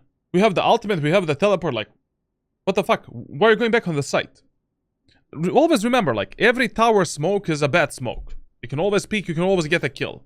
Wait for your teammates to get the first contact with the enemies, and then we peek out. Like, once again, we have a teleport. Chill in the smoke. Aha. Your Raze sees enemies in the showers. Peek out, kill that guy, reset. Reset the teleport, and now let's go down to reposition, keeping our location a secret, and fighting the enemies from another angle. Enemies are in the lamps, no problem. Let's kill them. Jump spot them. Crouch peek them with the op, like. Be a bit more aggressive, like, you know, and reposition a bit faster to get more chances of killing the enemies from different angles. Sorry, I don't know what I'm pressing like 20 buttons in the same time. Enemy spotted A.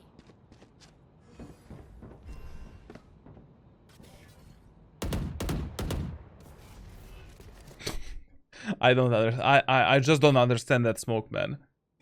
Like, this is the third time we see that smoke. The second time, I just don't. I don't copy it. And as I said, like, you really want to use the shorty even with someone like Chamber, like, you know?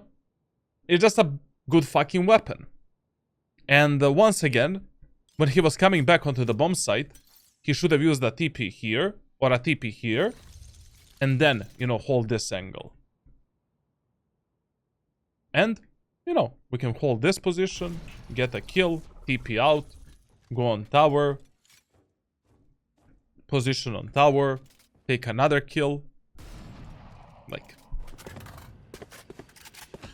it is absurd how many fights he picked in this VOD on a defender side without using a teleport. I mean, just play Reyna at that point, to be honest. But even here, like use improvised teleports. Like, whenever you can teleport safely and pick a fight with the enemies, do it. You know, even in this position here, why don't we just use a TP here, and now we can aggress the enemies. You don't need to commit too much. Like, look, just do that. Do that. Reveal the enemies. Pressure them. Make them think. You know, make them feel uncomfortable in that position. Like, you should have the confidence to do that. I mean, you don't need confidence, like, you have a teleport, like... One enemy remaining. Okay. Now, in this next round, like, I will definitely play on the B site. Because we just demolished the enemy's push on A. And enemies are kind of going A, B, C, D, E, F, G, you know, following the AB rule of fear and that type of shit. So totally fine. Now, when it comes to the setup in this round, once again, I will put a trademark for the B long push. I generally, trademark in B long is more important, better than a trademark in window. Like, the thing is, enemies, when they're pushing through B long, they cannot really destroy this trademark without overexposing themselves from the site. While enemies can always destroy this trademark without us seeing the enemies in a window. Like, 80% of the times I actually have the trademark for this. Unless I'm playing alone on the B site, and, you know, if I'm picking the long, I'm gonna have this trademark. If I'm picking the window, I'm obviously gonna have this trademark, of course. This is okay, what he is doing, like, you know, totally fine. And listen, if you have a lot of the credits, like, just buy 8 headhunters and that's it. You know, when you have a really strong economy, just replenish that shit. Get out of my way. This is a bit too wide. This is definitely a bit too wide, like, I mean, you don't need this part of the screen at all.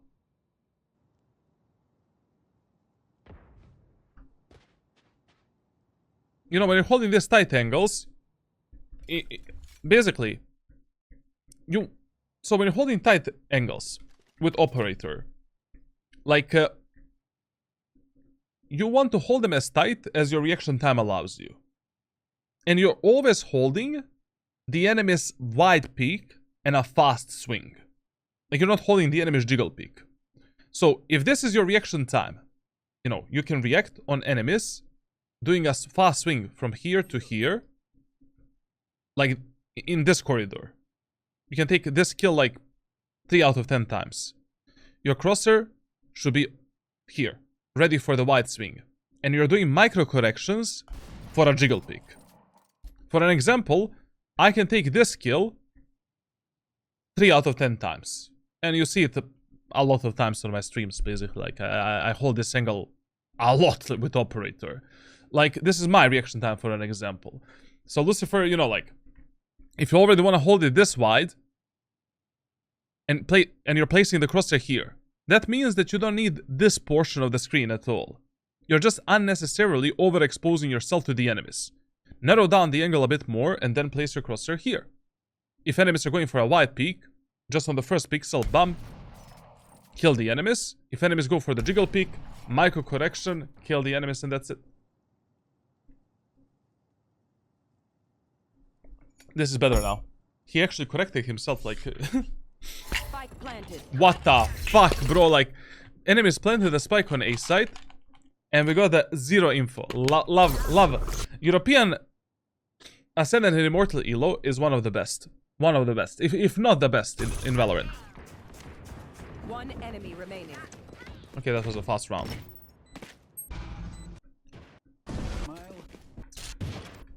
I don't know, in this next round I will play B set again because we fucked up the enemy's push on A 2 times in a row. Enemies had more success pushing B set, so there's no way I would play A set in this round. This is way too wide.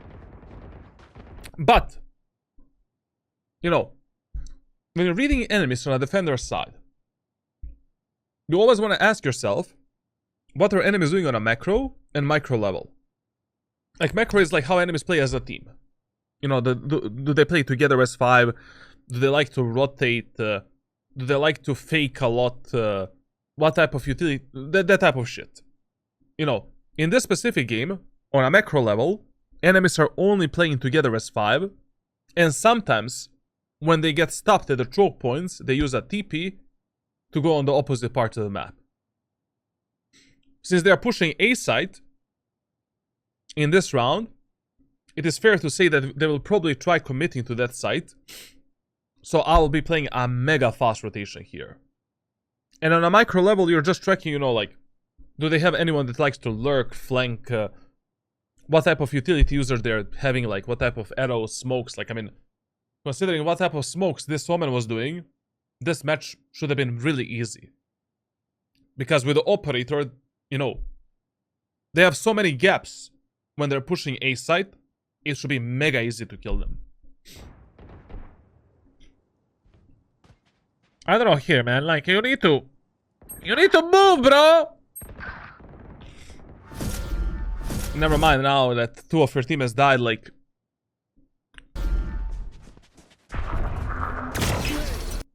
Good kill.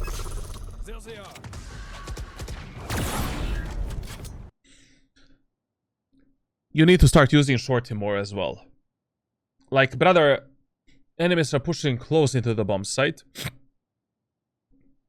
We're playing gunfights that are 4 or 5 meters away from us. You don't want to pull out the headhunter. I mean, someone like Horkus can do that. But why would you complicate your life? Like right now, you know, if you already got that great kill, pull out the shorty, hold this peak, kill an enemy, and then, you know, let's go for the medium and long range gunfights. And by the way, whenever you're playing inside of the B site, always hold the enemy's peak from the right side. Like this. 80% of times, the first contact that you will get inside of this tube is on the right side. Because it is safer and easier to clear the B site from this position. Because we clear this angle, and we clear one angle at a time. It is a lot riskier and unsafe to push the enemies from the right side here. You're overexposed from this position, CT, backside, and inside of the tube. So if you're not certain, based on the sound, what is going to be the first contact between you and the enemy team, gamble your crosshair for the right peak. Okay. And that's what we should have done.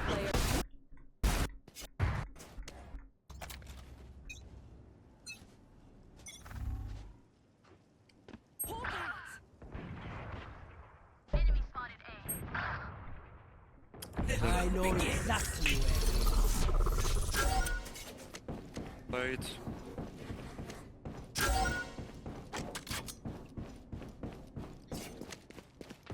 Listen, on a defender side, you follow the same trademark rules that you follow on the attacker side. If enemies plant the spike on the opposite part of the map, and your trademark is deactivated for 3 or 4 seconds, reset the trademark. Take it with yourself, so that we have it as a recon tool or a distraction tool as we are fighting the enemies. You know, like, for an example, when you're retaking B site, it's really good if you have a time to do the trademark like this. Then, enemies that are playing here and here are fucked. They need to destroy it. They need to reveal themselves as we're going for the retake. When you're retaking A site, you know, it's really good having a trademark that we can use here in the lamps, like just doing that. Then we scout for the enemies close, enemies here, and it's a lot safer to take the space. Spike planted. Very good.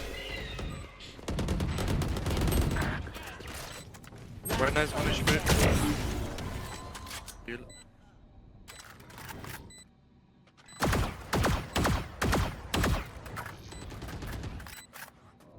Teleport's ready.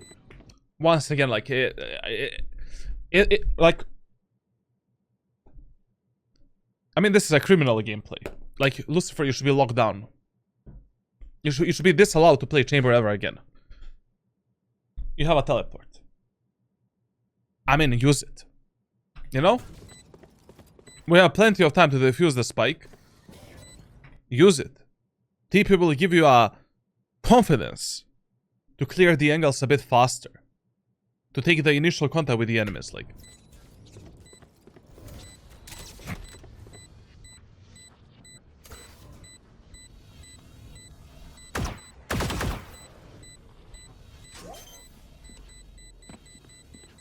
Enemy remaining. No one else could do this. Okay. Okay. Okay, but to be honest, like, we definitely lost this match on the attacker side. And attack is like a much higher problem for you rather than defense. Like, on attacker side, you need to have much better team play.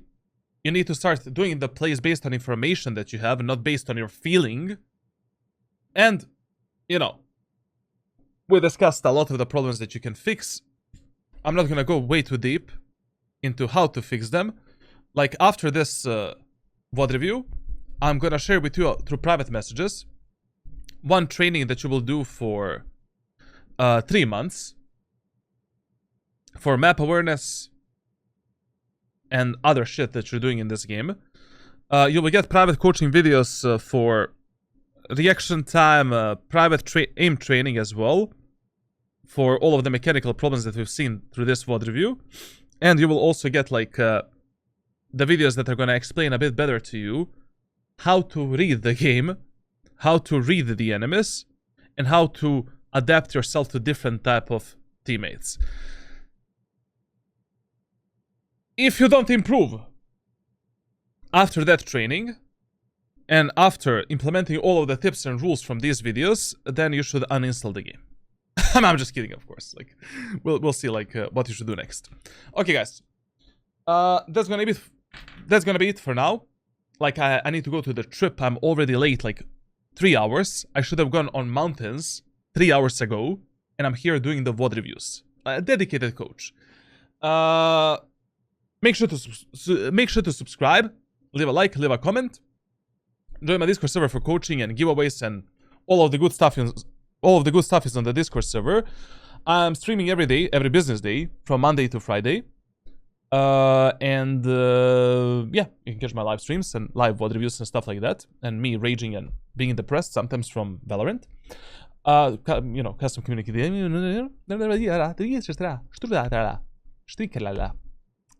I forgot how to speak from Valorant. Thank you for watching, and see you in the next one.